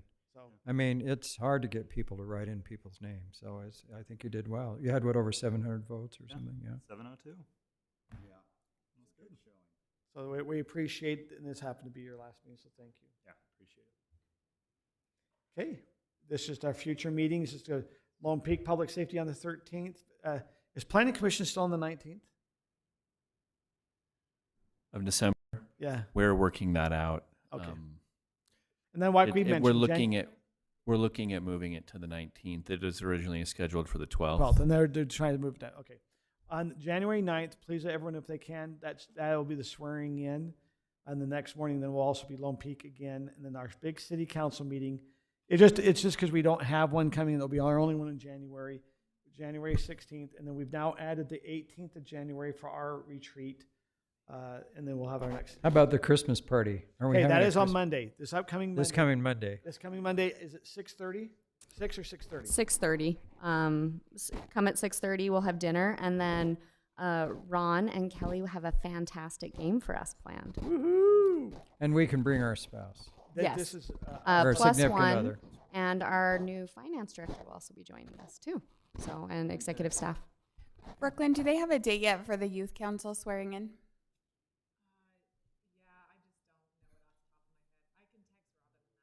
It's okay. Can you just tell it to me later tomorrow or something? And then if you'll be thinking between now until we get to closed session, there is the AF Chamber, Lone Peak Chamber has a lunch tomorrow.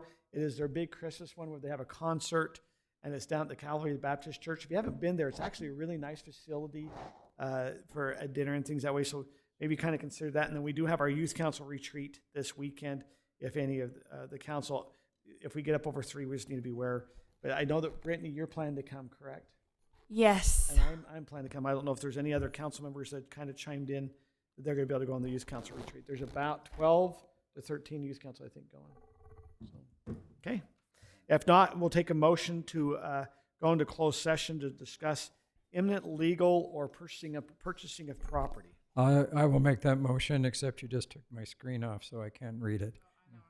The Highland City Council I move that the Hines City Council recess the regular city council meeting to convene in a closed session to discuss the character, professional competence, or physical or mental health of an individual and/or pending or reasonably imminent litigation and the purchase, exchange, or lease of real property as provided by Utah Code annotated 52-4-205. All in favor? Actually, do I get a second? I gotta get a second. Scott, is there a second? Second it. Who seconded it? Kim is our second. All in favor? Aye. We are now in closed session. We'll now meet in the back.